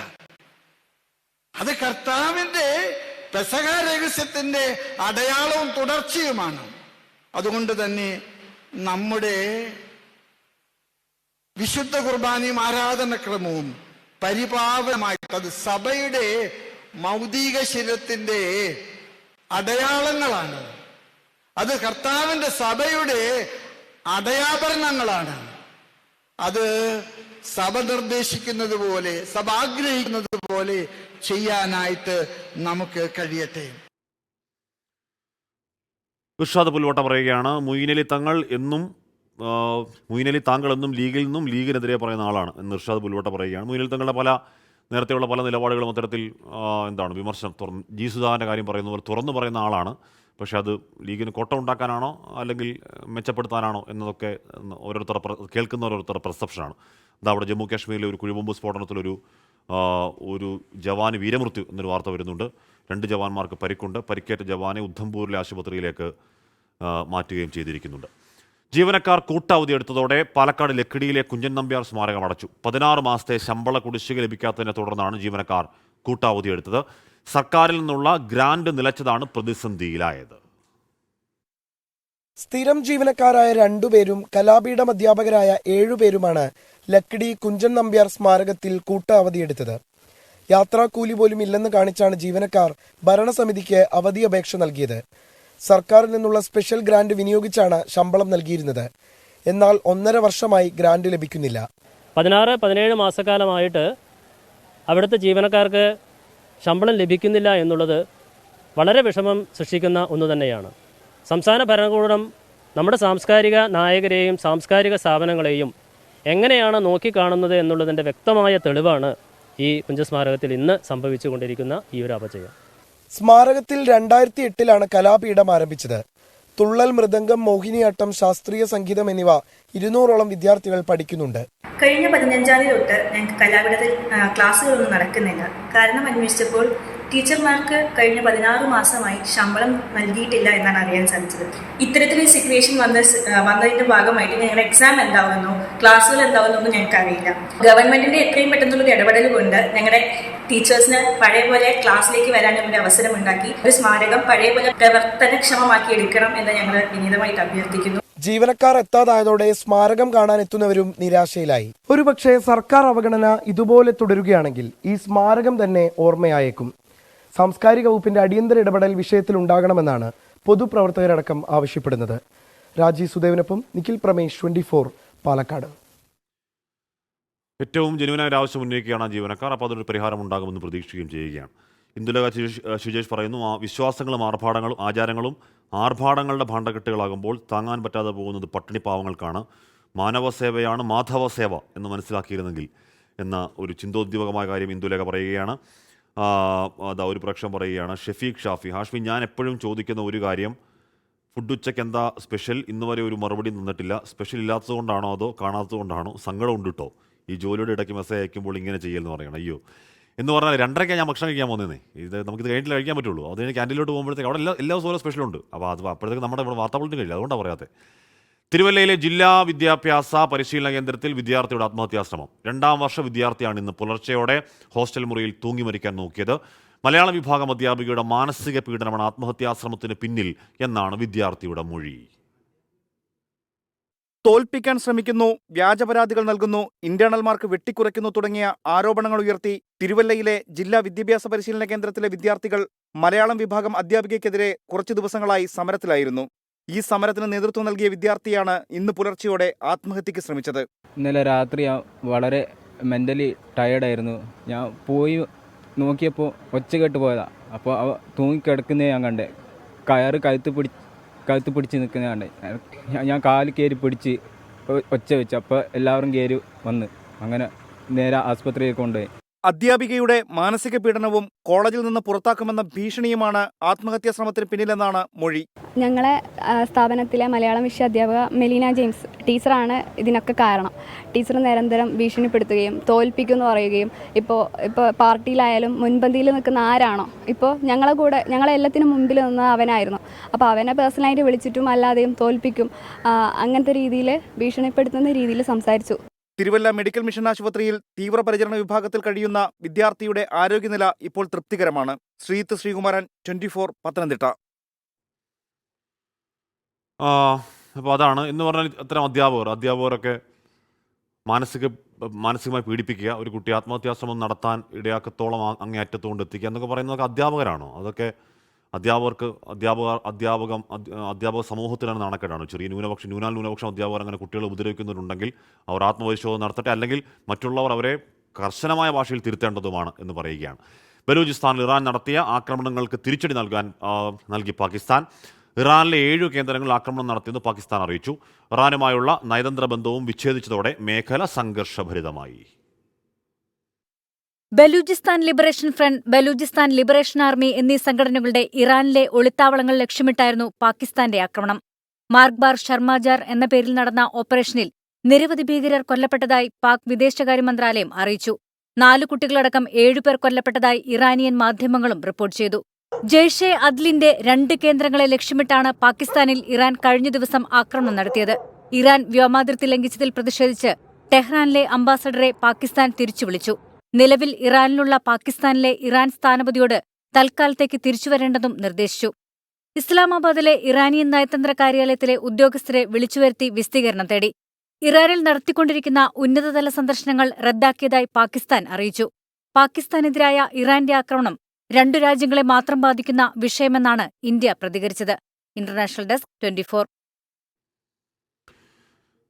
ബിൽക്കിസ് ബാനോ കേസിൽ കീഴടങ്ങാൻ സാവകാശം തേടിയ പ്രതികൾ സുപ്രീം കോടതിയെ സമീപിച്ചു. 6 ആഴ്ച വരെ സമയം നീട്ടി നൽകണമെന്നാവശ്യപ്പെടുന്ന ഹർജി നാളെ കോടതി പരിഗണിക്കും.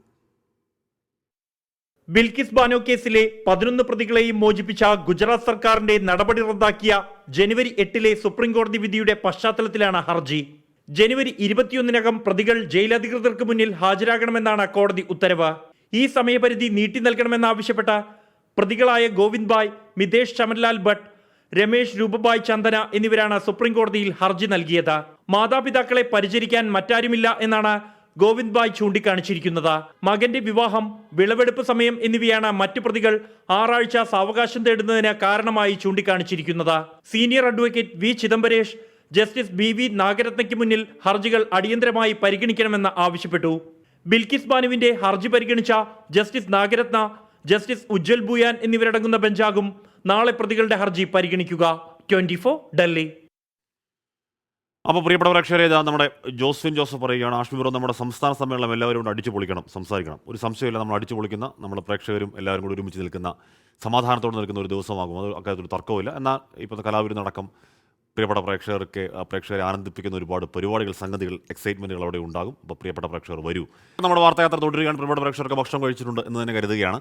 മദ്യനയ അഴിമതി കേസിൽ എൻഫോഴ്സ്മെന്റ് ഡയറക്ടറേറ്റിന്റെ 4ാമത്തെ സമൻസും അവഗണിക്കുന്നു ഡൽഹി മുഖ്യമന്ത്രി അരവിന്ദ് കെജ്രിവാൾ. ഇന്ന് ചോദ്യം ചെയ്യലിന് ഹാജരാകണമെന്ന നിർദ്ദേശം, എന്നാൽ ഹാജരായില്ല. ഡൽഹിയിൽ സർക്കാർ പരിപാടിയിൽ പങ്കെടുത്ത കെജ്രിവാൾ ഇന്ന് ഗോവയിലേക്ക് പോവുകയും ചെയ്യും. മദ്യനയ അഴിമതി കേസിൽ എൻഫോഴ്സ്മെന്റ് ഡയറക്ടറേറ്റിന് ഇത്തവണയും മുഖ്യമന്ത്രി അരവിന്ദ് കെജ്രിവാൾ പിടികൊടുത്തില്ല. കേസിലെ ചോദ്യം ചെയ്യലിന് 12 മണിക്ക് ഹാജരാകാനായിരുന്നു EDയുടെ നിർദ്ദേശം. സമൻസിനെ തീർത്തും അവഗണിച്ച് ഡൽഹി സർക്കാരിന്റെ പരിപാടിയിൽ പങ്കെടുക്കുകയും അതിനുശേഷം ഗോവയിലേക്ക് തിരിക്കാനുമാണ് കേജ്രിവാളിന്റെ തീരുമാനം. ലോക്സഭാ തെരഞ്ഞെടുപ്പിനുള്ള പാർട്ടിയുടെ തയ്യാറെടുപ്പുകൾ പരിശോധിക്കാനാണ് ഗോവയിലേക്കുള്ള മുഖ്യമന്ത്രിയുടെ യാത്ര. തന്നെ അറസ്റ്റ് ചെയ്യാനാണ് BJP ലക്ഷ്യമിടുന്നതെന്ന് അരവിന്ദ് കെജ്രിവാൾ പ്രതികരിച്ചു. അരവിന്ദ് കെജ്രിവാൾ ഒരു കുറ്റവാളിയെപ്പോലെ നിയമ നടപടികളിൽ നിന്നും ഓടി ഒളിക്കുന്നുവെന്ന് BJP ആരോപിച്ചു. കഴിഞ്ഞ ഒക്ടോബറിലാണ് കേസിൽ ചോദ്യം ചെയ്യലിന് ഹാജരാകാൻ ED ആദ്യമായി ഡൽഹി മുഖ്യമന്ത്രിക്ക് നോട്ടീസ് നൽകിയത്. 24 ഡൽഹി. മുൻ ആഭ്യന്തരമന്ത്രി പി ചിദംബരത്തെ മതിലയാടിക്കടന്ന് രാജ്രാമൻ അറസ്റ്റ് ചെയ്യുന്ന കാഴ്ച കണ്ടു. അപ്പോൾ നിരന്തരം സമൻസ് അവഗണിക്കുന്ന കെജ്രിവാളിന് അറസ്റ്റിലേക്കൊക്കെ ED പോകുമോ?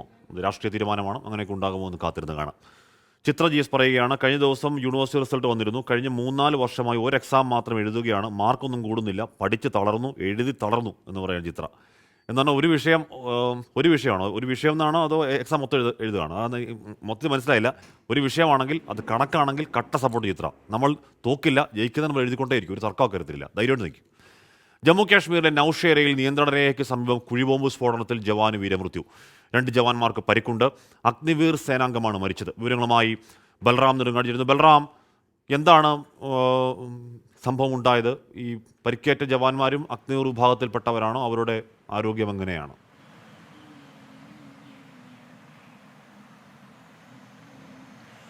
ഹഷ്മി, ഇന്ന് രാവിലെ ഈ നൌഷേര, രജോരി സെക്ടറിലെ നൌഷേരയിൽ നിയന്ത്രണ രേഖയ്ക്ക് സമീപം പട്രോളിംഗ് നടത്തുകയായിരുന്ന സംഘമാണ് ഇത്തരത്തിൽ അപകടത്തിൽപ്പെട്ടത്.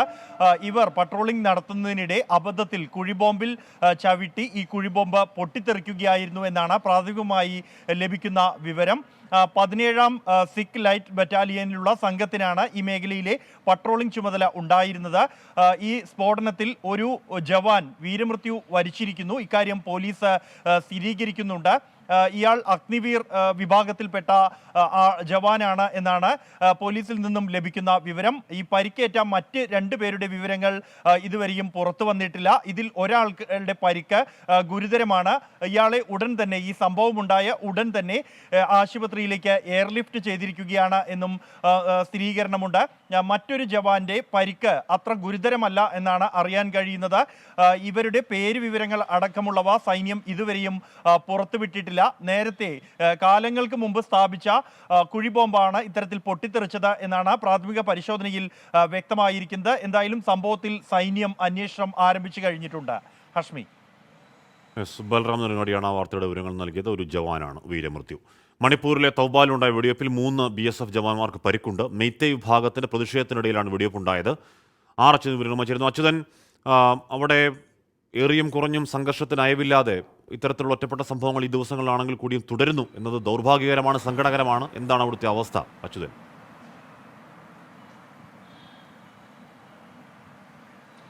ഹാഷ്മി, ഇന്നലെയാണ് മൊറോയിൽ പുലർച്ചെ ഉറങ്ങിക്കിടന്ന സൈനികർക്ക് നേരെ അപ്രതീക്ഷിത ആക്രമണം ഉണ്ടാകുന്നത്. അതിൽ 2 സൈനികർക്കാണ് വീരമൃത്യു വരിച്ചത്. ആ ഒരു സംഭവത്തിൽ പ്രതിഷേധം രേഖപ്പെടുത്തിക്കൊണ്ടായിരുന്നു മെയ്തേയ് വിഭാഗം തൗബാലിലെ പോലീസ് ആസ്ഥാനം കേന്ദ്രീകരിച്ച് ഒരു പ്രതിഷേധം നടത്തിയത്. എന്നാൽ ആ പ്രതിഷേധം തടയുന്നതിനിടയിലാണ് സേനയ്ക്ക് നേരെ, BSFന് നേരെ ഈ പ്രതിഷേധിച്ചു വന്ന ആളുകളിൽ നിന്നും കുറച്ചു പേർ വെടിയുതിർക്കുന്നത്. 3 BSF ജവാന്മാർക്കാണ് ഈ സംഭവത്തിൽ പരിക്കേറ്റിരിക്കുന്നത്. ഇവരിപ്പോൾ ചികിത്സയിൽ കഴിയുകയാണ്. മെയ്തേയ് വിഭാഗം അവരുടെ പ്രതിഷേധത്തിൽ ചൂണ്ടിക്കാട്ടിയത് ഈ അക്രമ സംഭവങ്ങൾ നിയന്ത്രിക്കുന്നതിൽ സേന പരാജയപ്പെട്ടു, ഒപ്പം തന്നെ കുക്കി വിഭാഗത്തെ പ്രോത്സാഹിപ്പിക്കുന്നു എന്നതടക്കമുള്ള ആരോപണങ്ങൾ ഉയർത്തിയിരുന്നു. ആ ഒരു പ്രതിഷേധത്തെയാണ് BSF ഈ ഒരു പോലീസ് ആസ്ഥാനത്തേക്ക് എത്തുന്നതിന് മുൻപ് തടയാൻ ശ്രമിച്ചത്. എന്തായാലും അതിലാണ് ഈ 3 BSF ജവാന്മാർക്ക് ഇപ്പോൾ പരിക്കു പറ്റിയിരിക്കുന്നത്. ഇന്നലെ മൊറയിൽ നടന്ന ആക്രമണത്തിൽ ഉറങ്ങിക്കിടന്ന സൈനികർക്ക് നേരെയുണ്ടായ ആക്രമണത്തിൽ 2 സൈനികർക്കാണ് ജീവൻ നഷ്ടമായത്. എന്തായാലും ഇപ്പോഴും ഈ മണിപ്പൂരിൽ ഇത്തരം സംഭവങ്ങൾ ഇപ്പോഴും തുടരുകയാണ്. ഹാഷ്മി, അച്യുതനാണ് ആ വാർത്തയുടെ വിവരങ്ങൾ നൽകിയത്. എറണാകുളം മഹാരാജാസ് കോളേജിൽ SFI നേതാവിന് കുത്തേറ്റ സംഭവം അധ്യാപകരുടെ നേതൃത്വത്തിലുള്ള സമിതി അന്വേഷിക്കും. റിപ്പോർട്ടിന്റെ അടിസ്ഥാനത്തിൽ കേസിൽ പ്രതിയായ വിദ്യാർത്ഥികൾക്കെതിരെ കോളേജ് തല നടപടി ഉണ്ടാകും. സംഘർഷത്തിന് പിന്നാലെ കോളേജ് അനിശ്ചിതകാലത്തേക്ക് അടയ്ക്കുകയും ചെയ്തു. ശ്യാംകുമാർ വിവരങ്ങൾ ചേർന്നു. ശ്യാം, ഏത് രീതിയിലുള്ള ഗൗരവത്തിലാണ് കോളേജ് ആ സംഭവത്തെ കാണുന്നത്? എന്നാണ് അന്വേഷണ വിവരങ്ങൾ? ോടെയാണ് മഹാരാജാസ് കോളേജ് ഈ സംഭവത്തെ, പ്രത്യേകിച്ച് കോളേജിലെ വിദ്യാർത്ഥിയായ ഒരാൾ കോളേജിനകത്ത് വെച്ച് കത്തിക്കുത്തിനിരയായ സംഭവത്തെ നോക്കിക്കാണുന്നത്.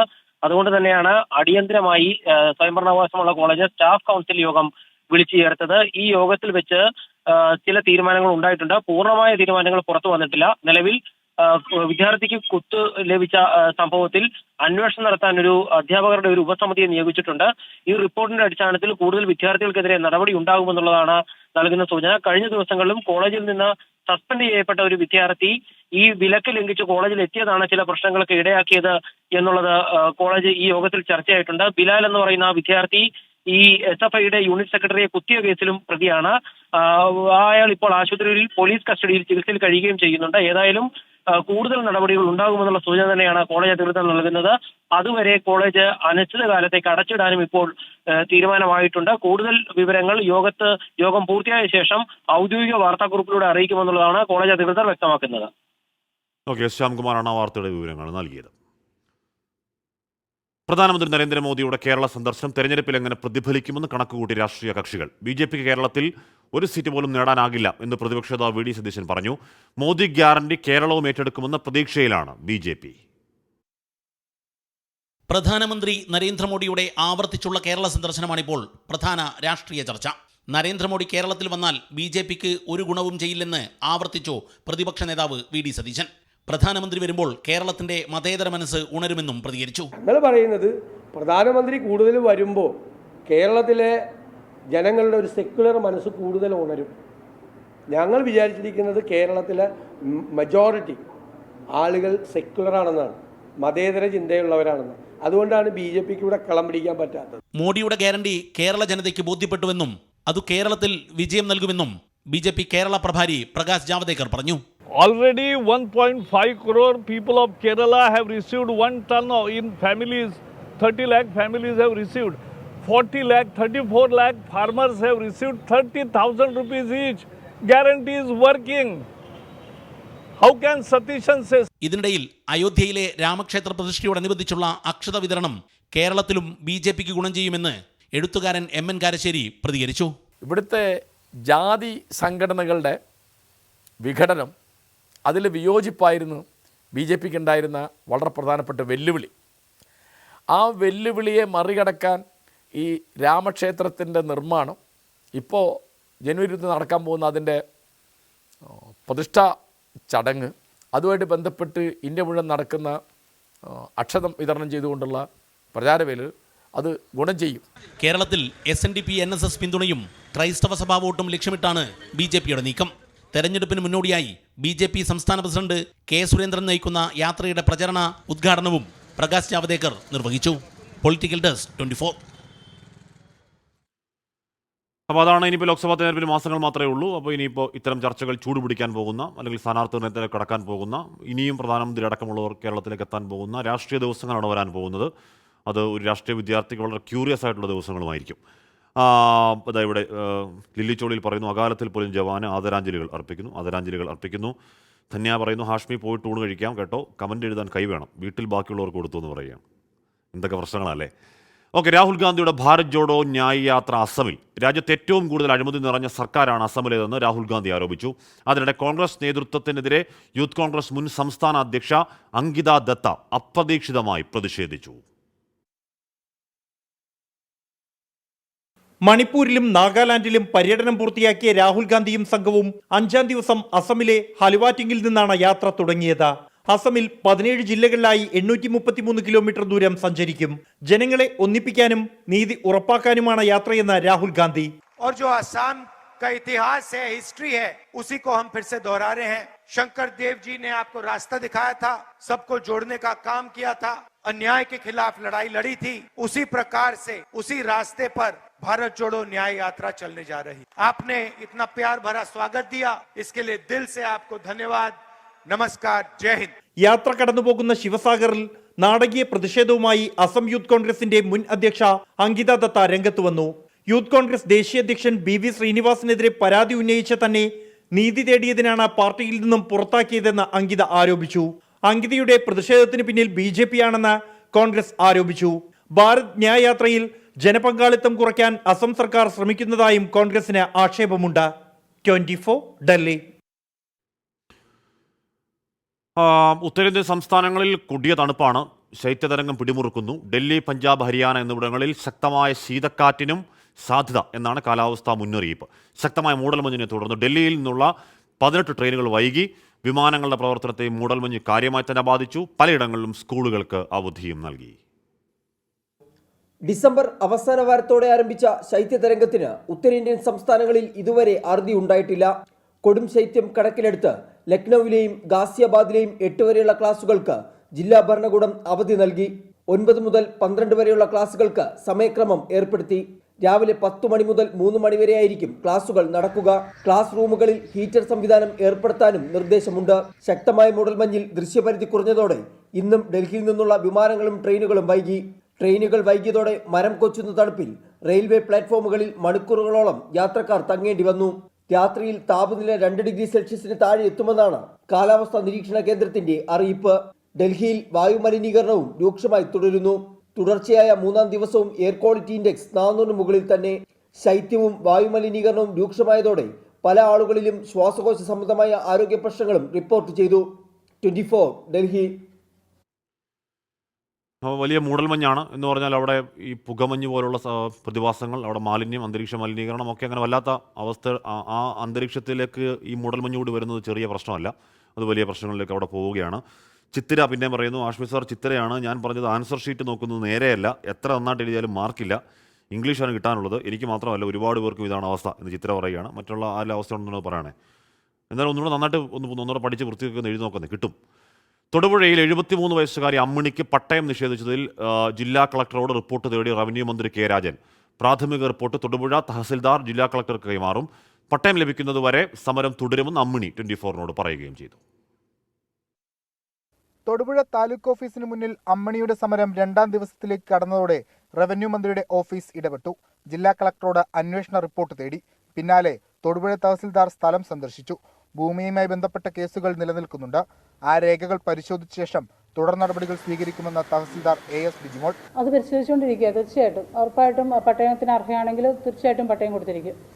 ജില്ലാ കളക്ടർക്ക് ഞാൻ റിപ്പോർട്ട് കയ്യിലിരിക്കുകയാണ്. റിപ്പോർട്ട് ഇപ്പം തന്നെ കൊടുക്കും. മാഡത്തെ വിളിച്ച് പറഞ്ഞിട്ടുണ്ട്. തീർച്ചയായിട്ടും മാഡത്തിൻ്റെ ഒരു ഇതിനനുസരിച്ച്, മാഡം പറയുന്നതനുസരിച്ച് ഞാനത് ചെയ്യുന്നതായിരിക്കും. പരിസരവാസികളായ സർക്കാർ ഉദ്യോഗസ്ഥരാണ് തന്റെ പട്ടയം വിലക്കുന്നതെന്ന് അമ്മിണി. പട്ടയം കയ്യിൽ കിട്ടാതെ സമരം അവസാനിപ്പിക്കില്ലെന്നാണ് തീരുമാനം. എനിക്ക് വേറൊരു സ്ഥലമില്ല. അവർക്ക് സ്ഥലമുണ്ട്, വരുമാനമുണ്ട്, ഗവൺമെൻറ് ശമ്പളമുണ്ട്. എനിക്ക് ഗവൺമെൻറ് പെൻഷൻ പൈസ തന്നാലേ എനിക്കുള്ളൂ. 2 വില്ലേജ് ഓഫീസർമാർ എനിക്കിവിടെ 10 സെൻറ്റ് ഇവിടെ കൊടുത്തിട്ടുണ്ട്. ഞാൻ വായിച്ച് കേട്ടതുമാണ്. അത് തടഞ്ഞു വെച്ചുകൊണ്ട് എതിര് കക്ഷീനെ വരുത്തി അത് വീണ്ടും തടഞ്ഞു വെച്ചുകൊണ്ടിരിക്കുന്നതാണ്. 2020 അമ്മിണിക്ക് പട്ടയം നൽകാമെന്ന് ആലക്കോട് വില്ലേജ് ഓഫീസർ റിപ്പോർട്ട് നൽകിയിരുന്നു. എന്നാൽ താലൂക്ക് ഓഫീസിലെ ചില ജീവനക്കാർ ഈ റിപ്പോർട്ട് പൂഴ്ത്തിയെന്നും ആക്ഷേപമുണ്ട്. 73 വയസ്സായി, പെൻഷൻ മാത്രമാണ് വരുമാന മാർഗം. ഗുരുതരമായ ആരോഗ്യ പ്രശ്നങ്ങളുമുണ്ട്. പക്ഷേ പട്ടയം ലഭിക്കാതെ പിന്നോട്ടില്ലെന്ന നിലപാടിലാണ് അമ്മിണി. ഇടുക്കിയിൽ നിന്ന് വിഷ്ണു സുരേഷ്, 24. പരമസാധുവായ മറ്റു വഴികളൊന്നുമില്ലാത്ത നിരാലംബയായ ഒരു പാവം അമ്മയാണ്. അത് അവരുടെ വേദന കേൾക്കണമെന്ന് അഭ്യർത്ഥിക്കുകയാണ്. മാത്രമല്ല അതുപോലുള്ള പല വേദനയുണ്ട് കേട്ടോ. സാമൂഹ്യ സുരക്ഷാ പെൻഷൻ്റെ കാര്യത്തിൽ എന്തെങ്കിലും പുതിയ വാർത്തയുണ്ടോ സർ എന്ന് ചോദിക്കുന്ന ഒരു പ്രേക്ഷകൻ. ജനുവരി മാസം കൂടി ചേർത്ത് 5 മാസം പെൻഡിംഗ് ആണ് എന്ന് കൂടി പറയുകയാണ്. നേരത്തെ ഉച്ചഭക്ഷണ തൊഴിലാളികളുടെ കാര്യമൊക്കെ നമ്മുടെ ഒരാൾ ഷാരോൺ എന്ന് പറയുന്ന ഒരാൾ നിരന്തരം നമ്മുടെ കമൻറ്റ് ബോക്സിൽ, ഷാരോൺ മാത്രമല്ല പലരും അത് പറയാറുണ്ട്. അപ്പോൾ ഇത്തരത്തിൽ സങ്കടപ്പെടുന്നവരും കഷ്ടപ്പെടുന്നവരും ഉണ്ട് നമുക്ക് ചുറ്റും. ശമ്പളം മുടങ്ങിയതിൽ പ്രതിഷേധിച്ച് റബ്കോയിലെ തൊഴിലാളികൾ നടത്തുന്ന സമരം 3-ാം ദിവസത്തിലേക്ക് കടന്നു. റബ്കോ നഷ്ടത്തിലായത് എങ്ങനെയെന്ന് മാനേജ്മെന്റ് വിശദീകരിക്കണം എന്ന് തൊഴിലാളികൾ ആവശ്യപ്പെട്ടു. പ്രശ്നം പരിഹരിക്കാൻ നടപടി സ്വീകരിക്കുമെന്ന് മന്ത്രി VN വാസവൻ പറഞ്ഞു. 75 ദിവസം ശമ്പളമില്ലാതെ ജോലി ചെയ്യേണ്ടി വന്നതോടെയാണ് സ്ത്രീകളടക്കമുള്ള തൊഴിലാളികൾ സമരത്തിനിറങ്ങിയത്. മാർക്കറ്റ് ഇടിഞ്ഞതാണ് സാമ്പത്തിക പ്രതിസന്ധിക്ക് കാരണമെന്നാണ് മാനേജ്മെന്റ് തൊഴിലാളികളോട് പറയുന്നത്. എന്നാൽ നല്ല രീതിയിൽ നടന്നുകൊണ്ടിരുന്ന കമ്പനിയുടെ മാർക്കറ്റ് എങ്ങനെ ഇടിഞ്ഞു എന്നാണ് തൊഴിലാളികൾ ചോദിക്കുന്നത്. ആ മാർക്കറ്റ് നല്ല രീതിയിൽ പോയിക്കൊണ്ടിരുന്ന ഈ സ്ഥാപനത്തിന്റെ മാർക്കറ്റ് എന്തുകൊണ്ട് ഇങ്ങനെ ആയി എന്നുള്ളതാണ് ഞങ്ങൾക്കും അറിയേണ്ട ഒരു ചോദ്യം. ഇവർ പറയുന്നത് GST വന്നതിന് ശേഷമാണ് ഇവരുടെ കാരണം പറയുന്നത്, GST കൊണ്ടാണെന്നൊക്കെ. പക്ഷേ അതൊന്നും അല്ലെന്നുള്ളതാണ് ഞങ്ങളുടെ വിശ്വാസം. ഈ കമ്പനിയുടെ ഏറ്റവും പ്രതിസന്ധി ഘട്ടമായിരുന്നു ഈ കമ്പനി തീ പിടിച്ചത്. ആ സമയത്ത് ഇവിടുത്തെ ഒരു തൊഴിലാളി പോലും ചിന്തിച്ചിട്ടില്ല ഇവിടെ വേതനം കിട്ടുമെന്ന്.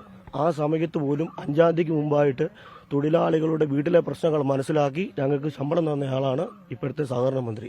അദ്ദേഹത്തിന്റെ നല്ല രീതിയിലുള്ള ഒരു ഇടപെടലുകൾ ഞങ്ങളിവിടെ ആവശ്യപ്പെടുകയാണ്. CPM നിയന്ത്രണത്തിലുള്ള കമ്പനിയിൽ ആകെയുള്ളത് CITU യൂണിയൻ മാത്രമാണ്. യൂണിയനിലുള്ള ഭൂരിഭാഗം ആളുകളും സമരത്തിനിറങ്ങിയിട്ടുണ്ട്. പ്രശ്നം പരിഹരിക്കാൻ ഇടപെടൽ നടത്തുമെന്ന് മന്ത്രി VN വാസവൻ പറഞ്ഞു. ഇവരെ പല രൂപത്തിൽ സഹായിച്ചിട്ടുണ്ട്. ഇനിയും സഹായിക്കാൻ ആവശ്യമായ കാര്യങ്ങൾ അവരുടെ വൈബിളായിട്ടുള്ള ചില പ്രോജക്റ്റുകൾ സമരം 3 ദിവസം പിന്നിട്ടിട്ടും പ്രശ്നപരിഹാരം വൈകുകയാണ്. അതുകൊണ്ട് തന്നെ സമരം ശക്തമാക്കാനും തൊഴിലാളികൾ തീരുമാനിച്ചിട്ടുണ്ട്.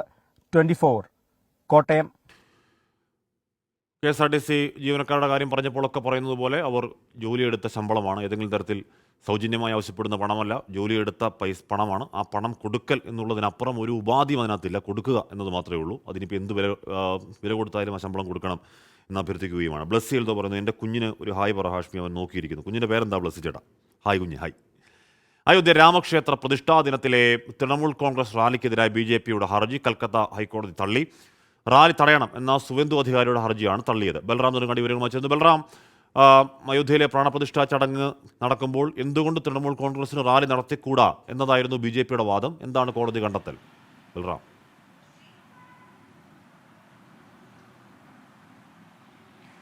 ഹാഷ്മി, അയോധ്യ രാമക്ഷേത്രത്തിന്റെ പ്രതിഷ്ഠാ ദിനമായ ജനുവരി 22-ന് കൊൽക്കത്തയിൽ പ്രഖ്യാപിച്ച റാലിക്ക് എതിരെയാണ് BJPയുടെ പ്രതിപക്ഷ നേതാവ് സുവേന്ദു അധികാരി കൽക്കട്ട ഹൈക്കോടതിയെ സമീപിച്ചത്. ഈ റാലി സമൂഹ സ്പർദ്ധ ഉണ്ടാക്കുമെന്നും അതുകൊണ്ട് തന്നെ ഇതേ ദിനത്തിൽ റാലി നടത്തരുത്, റാലി ഒരു ദിവസത്തേക്കെങ്കിലും മാറ്റിവെക്കണം എന്ന് ആവശ്യപ്പെട്ടായിരുന്നു ഹർജി. ഒപ്പം തന്നെ പ്രശ്നങ്ങളും സംഘർഷവും ഉണ്ടാകാൻ സാധ്യതയുള്ളത് കൊണ്ട് തന്നെ കൊൽക്കത്തയിൽ കേന്ദ്രസേനയെ വിന്യസിക്കണമെന്നും ഹർജിയിൽ ആവശ്യപ്പെട്ടിരുന്നു. ഈ ഹർജിയാണ് കൽക്കത്ത ഹൈക്കോടതി തള്ളിയിരിക്കുന്നത്.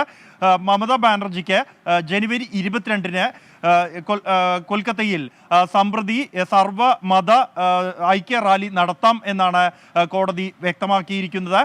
ഈ അയോധ്യ രാമക്ഷേത്ര വിഷയം ബംഗാളിൽ ഉൾപ്പെടെ BJP വലിയ പ്രചരണമാക്കി മാറ്റുന്നതിനിടെയാണ് മമതാ ബാനർജി അതിനെ പ്രതിരോധിക്കാൻ ഒരു സർവമത റാലി അതേ ദിവസം തന്നെ കൊൽക്കത്തയിൽ പ്രഖ്യാപിച്ചിരിക്കുന്നത്. വൈകിട്ട് 3 മണിക്ക് ആരംഭിക്കുന്ന റാലി കൊൽക്കത്തയിലെ കാളി ക്ഷേത്രത്തിൽ നിന്നും, കാളിഘട്ട് കാളി ക്ഷേത്ര സമീപത്തു നിന്നും ആരംഭിക്കുന്ന റാലി പാർക്ക് സർക്കസിലാണ് സമാപിക്കുക. ഈ റാലി കടന്നു പോകുന്ന വഴിയിലുള്ള ഹിന്ദു മതത്തിൻ്റെയും ക്രിസ്ത്യൻ, മുസ്ലിം, ഒപ്പം തന്നെ സിഖ് മതത്തിൻ്റെയും ആരാധനാലയങ്ങളെ മുഴുവൻ പങ്കെടുപ്പിച്ചുകൊണ്ട് അവിടെയെല്ലാം തന്നെ പ്രാർത്ഥന നടത്തിക്കൊണ്ടുള്ള ഒരു റാലിയാണ് തൃണമൂൽ കോൺഗ്രസ് ജനുവരി 22-ന് പ്രഖ്യാപിച്ചിരിക്കുന്നത്. ഇതിനെതിരെയാണ് BJP ഇത്തരത്തിൽ ഹൈക്കോടതിയെ സമീപിക്കുകയും സുവേന്ദു അധികാരിയുടെ ഹർജി കൽക്കത്ത ഹൈക്കോടതി തള്ളുകയും ചെയ്തിരിക്കുന്നത്. ഹഷ്മി. ബൽറാം നെടുങ്ങാടിയാണ്. അത് മറ്റൊരു രാഷ്ട്രീയ ഏറ്റുമുട്ടൽ. ഇപ്പോൾ വങ്കനാട്ടിലെ ദീദിക്ക് മമതയ്ക്ക് ഏറ്റുമുട്ടൽ ഒരു പുത്തിരിയല്ല. അപ്പോൾ അവിടെ അയോധ്യയിൽ പ്രാണപ്രതിഷ്ഠാ ചടങ്ങ് നടക്കുമ്പോൾ ബംഗാളിൽ അവിടെ തൃണമൂൽ കോൺഗ്രസിൻ്റെ വലിയൊരു റാലി പ്രഖ്യാപിക്കുകയാണ് മമതാ ബാനർജി. അപ്പോൾ ഉറപ്പായും കോടതിയിലേക്ക് പോകുമ്പോൾ BJP അവിടെ പരാജയപ്പെടുന്നു. ഉറപ്പായും അത് വലിയ രാഷ്ട്രീയ ചർച്ചകളിലേക്ക് എത്തുമെന്ന കാര്യത്തിൽ തർക്കവുമില്ല. ആലത്തൂരിൽ അഭിഭാഷകനോട് പോലീസ് മോശമായി പെരുമാറിയ സംഭവം ഇപ്പോൾ വിഷയം ഹൈക്കോടതി പരിഗണിക്കുകയാണ്. സംസ്ഥാന പോലീസ് മേധാവി ഓൺലൈനായി ഹാജരാക്കി. പരമാധികാരം ജനങ്ങൾക്കാണ് എന്ന് കോടതി പറയുകയാണ്. പോലീസ് ഓഫീസറുടെ നടപടി ശരിയെന്ന് തോന്നുന്നുണ്ടോ എന്ന് DGPയോട് കോടതി ചോദിക്കുന്നുണ്ട്. സംഭവിക്കാൻ പാടില്ലാത്തതാണ് ഉണ്ടായതെന്ന് DGP സമ്മതിക്കുകയും ചെയ്യുന്നു. ആ ദൃശ്യങ്ങളടക്കം പ്രേക്ഷകർ കുറച്ച് പേരെങ്കിലും സോഷ്യൽ മീഡിയയിൽ കണ്ടതാണ്. ഒരു പോലീസുകാരൻ ഇങ്ങനെ ഒരു അഭിഭാഷകനോട് കട്ടയ്ക്ക് അടുത്ത് മുഖാമുഖമൊക്കെ നിന്ന് പോടാ എന്നൊക്കെ പറഞ്ഞിട്ട് വലിയ കലിപ്പുണ്ടാക്കുന്ന ഒരു ദൃശ്യങ്ങളായിരുന്നു. അതിൽ DGP തന്നെ പ്രതിക്കൂട്ടിലായി നിൽക്കുന്ന കാഴ്ച കോടതിയിൽ നിന്ന് കാണുകയാണ്. അതാ ഒരു പ്രേക്ഷകൻ പറയുന്നുണ്ട്, പ്രേക്ഷകയാണോ ഹാഷ്മി അണ്ണ അമ്മ വരാല് വിട്ടുവോ? പക്ഷേ അണ്ണൻ്റെ വാർത്ത കേട്ടോണ്ടാണ്. വാർത്ത തീരാതെ വെട്ടിക്കറി വെക്കാൻ പറ്റുമോ എന്ന് തോന്നുന്നില്ല എന്ന് പറയുക. വാർത്ത തീർന്നാൽ കുറച്ച് വൈകിയാലും തന്നെ വരാലില്ലേ, നല്ല കറിയാണെങ്കിലും നല്ല കുരുമുളകൊക്കെ ഇട്ട് ഫ്രൈ ചെയ്താലും ഗംഭീരമാണ്. തൃപ്പൂണിത്തുറ തെരഞ്ഞെടുപ്പ് കേസിൽ വാദങ്ങൾ എഴുതി നൽകാൻ K. ബാബുവിനും M. സ്വരാജിനും സുപ്രീം കോടതിയുടെ നിർദ്ദേശം. കേസ് ബുധനാഴ്ച വീണ്ടും പരിഗണിക്കും.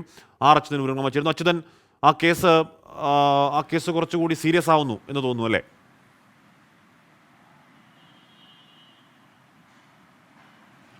തീർച്ചയായിട്ടും ഹാഷ്മി, ഈ മതചിഹ്നം കാട്ടി പ്രചാരണം നടത്തി എന്ന് ആരോപിച്ചായിരുന്നു M. സ്വരാജ് ഹൈക്കോടതിയെ സമീപിക്കുന്നത്. അങ്ങനെ ആ ഹർജി നിലനിൽക്കില്ല എന്ന് K. ബാബു ചൂണ്ടിക്കാട്ടിയെങ്കിലും ഹൈക്കോടതിയെ നിരസിച്ചുകൊണ്ട് ആ ഹർജി നിലനിൽക്കുമെന്ന് ഉത്തരവ് നൽകുകയുണ്ടായി.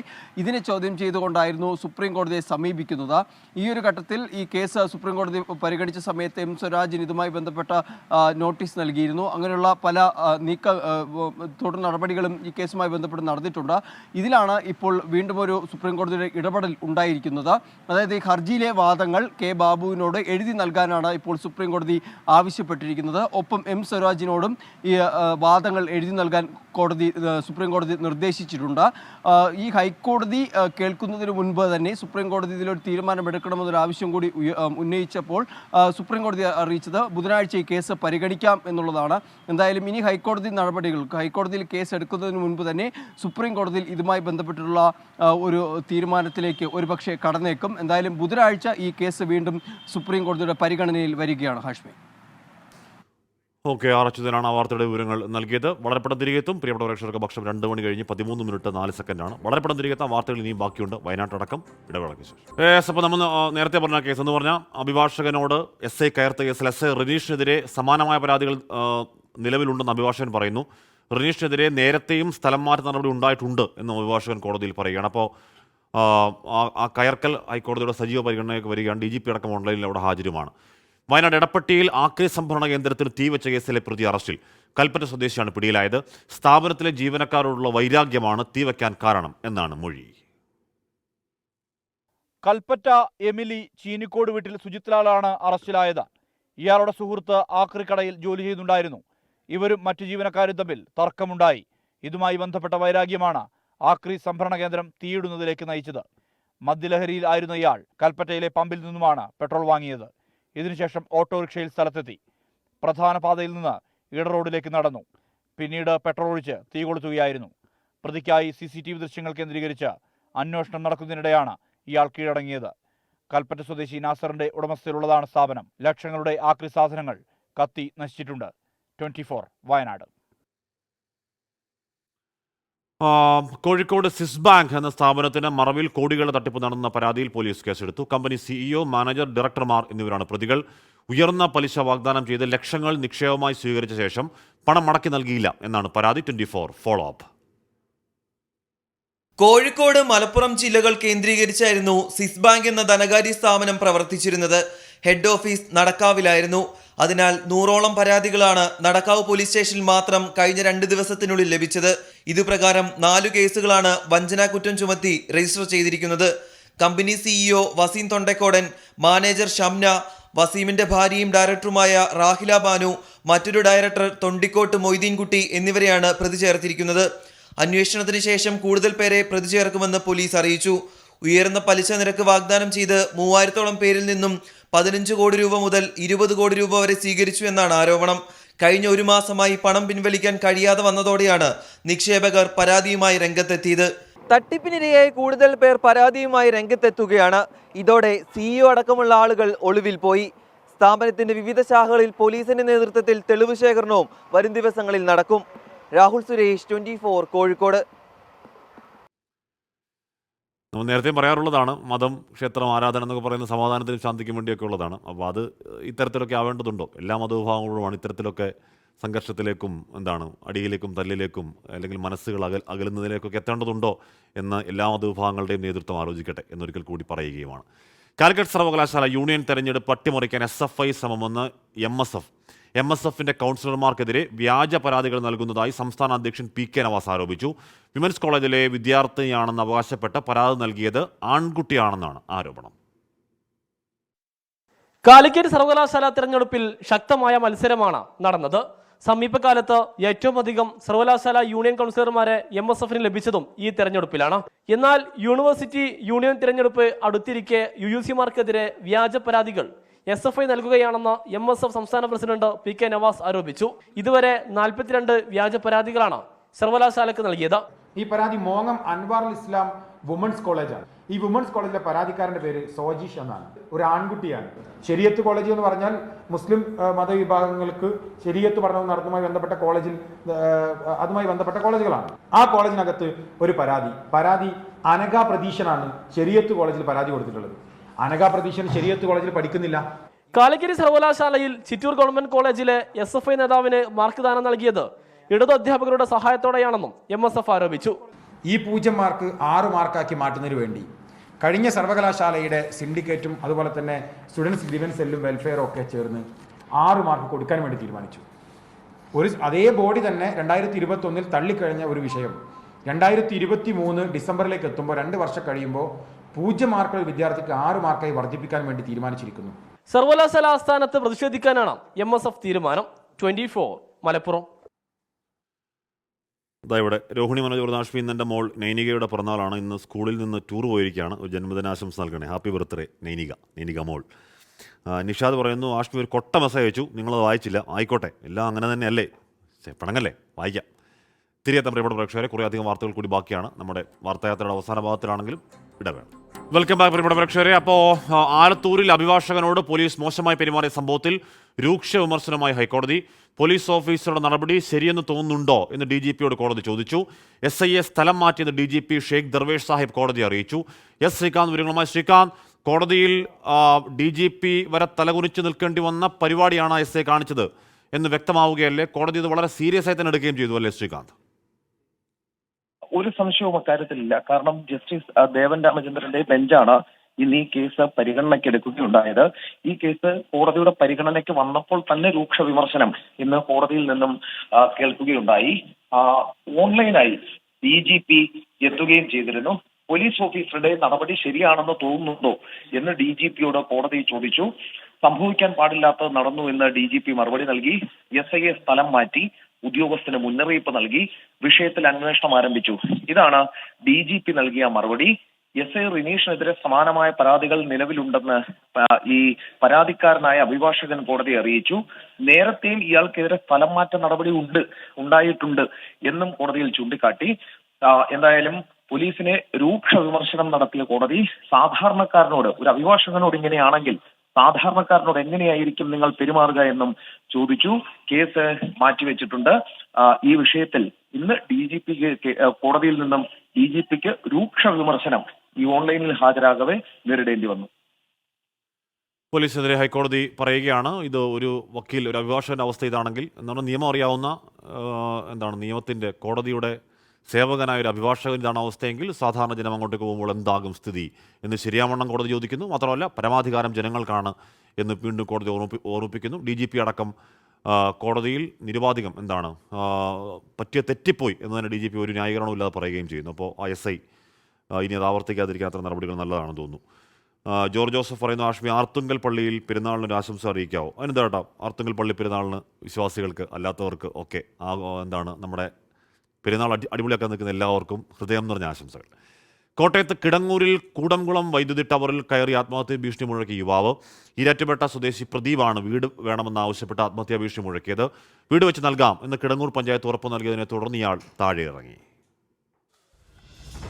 3.5 മണിക്കൂർ നാട്ടുകാരെയും പോലീസിനെയുമെല്ലാം മുൾമുനയിൽ നിർത്തിയ ശേഷമാണ് ഈരാറ്റുപേട്ട സ്വദേശി പ്രദീപ 400 kV ടവറിന് മുകളിൽ നിന്നും താഴെ ഇറങ്ങിയത്. രാവിലെ 8 മണിയോടെയാണ് കിടങ്ങൂർ കട്ടച്ചിറയിലുള്ള കൂടംകുളം വൈദ്യുതി ലൈനിൽ ഇയാൾ കയറിയത്. വീട് വെച്ച് നൽകണമെന്നും ജീവിക്കാൻ സാഹചര്യമൊരുക്കണമെന്നും ആവശ്യപ്പെട്ടായിരുന്നു ആത്മഹത്യാ ഭീഷണി. നാട്ടുകാർ വിവരമറിയിച്ചതിനെ തുടർന്ന് കിടങ്ങൂർ പോലീസും ഫയർഫോഴ്സും സ്ഥലത്തെത്തി. പക്ഷേ താഴെ ഇറങ്ങാൻ ഇയാൾ തയ്യാറായില്ല. മുഖ്യമന്ത്രിയോ മന്ത്രിമാരോ എത്തിയാലേ താഴെ ഇറങ്ങൂവെന്നും പറഞ്ഞു. പിന്നീട് കിടങ്ങൂർ പഞ്ചായത്ത് പ്രസിഡന്റ് അടക്കമുള്ളവർ എത്തി വീട് വെച്ച് നൽകാമെന്ന് ഉറപ്പു നൽകിയതോടെയാണ് ഇയാൾ താഴെ ഇറങ്ങിയത്.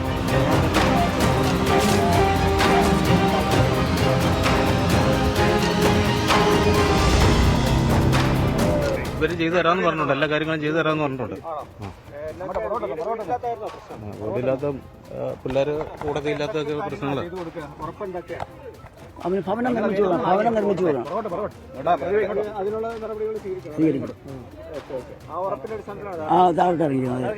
ഇയാളെ താഴെ ഇറക്കാൻ വേണ്ടി കുവിടംകുളം വൈദ്യുതി ലൈൻ KSCB ഓഫ് ചെയ്തിരുന്നു. മുൻപും പ്രദീപ് സമാനമായ രീതിയിൽ ആത്മഹത്യാ ഭീഷണി മുഴക്കിയിട്ടുണ്ടെന്നാണ് പോലീസ് പറയുന്നത്.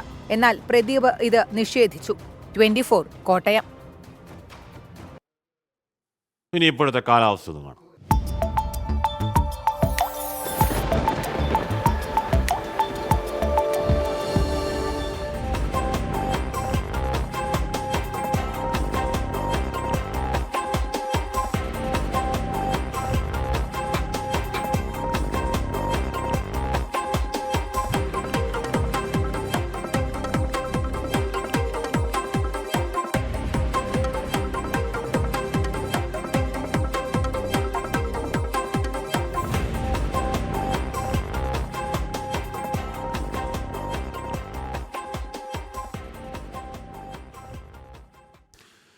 ഓക്കെ, അതാണ് ഇവിടെ ഹാഷ്മി സമന്വിത പറയുകയാണ്. ഹാഷ്മി എല്ലാവർക്കും ആശംസ പറയുന്നുണ്ടല്ലോ. നെടുമ്പാശ്ശേരി അകപ്പറമ്പ് ദേവീക്ഷേത്രത്തിൽ ഉത്സവമാണ്, ഒരു ആശംസ പറയുക. എന്നാന്നേ ഒരു ആശംസയുടെ കാര്യമല്ലോ ഉള്ളൂ. അപ്പോൾ ഉത്സവത്തിനും എല്ലാവരും ആശംസ. പ്രിയപ്പെട്ട പ്രേക്ഷകരെ, നമ്മുടെ വാർത്തയാത്രയുടെ സമയം അങ്ങനെ കഴിയുകയാണ്. പ്രിയപ്പെട്ട പ്രേക്ഷകരോട് ഇപ്പോൾ ഭക്ഷണം കഴിക്കുക. ഭക്ഷണം കഴിക്കാൻ കഴിക്കുമ്പോൾ തന്നെ കുറ്റകൃത്യങ്ങൾ ലോകത്തെ വല്ലാത്ത കുറേ വാർത്തകൾ തയ്യാറാക്കിയിട്ടുണ്ട്. അതാ വരുന്നുണ്ട് സുഹൈൽ മുഹമ്മദ്. നമ്മളിലേക്ക് കാണുക. 8 മണിക്ക് കാണാം എൻകൗണ്ടറിൽ. Good bye.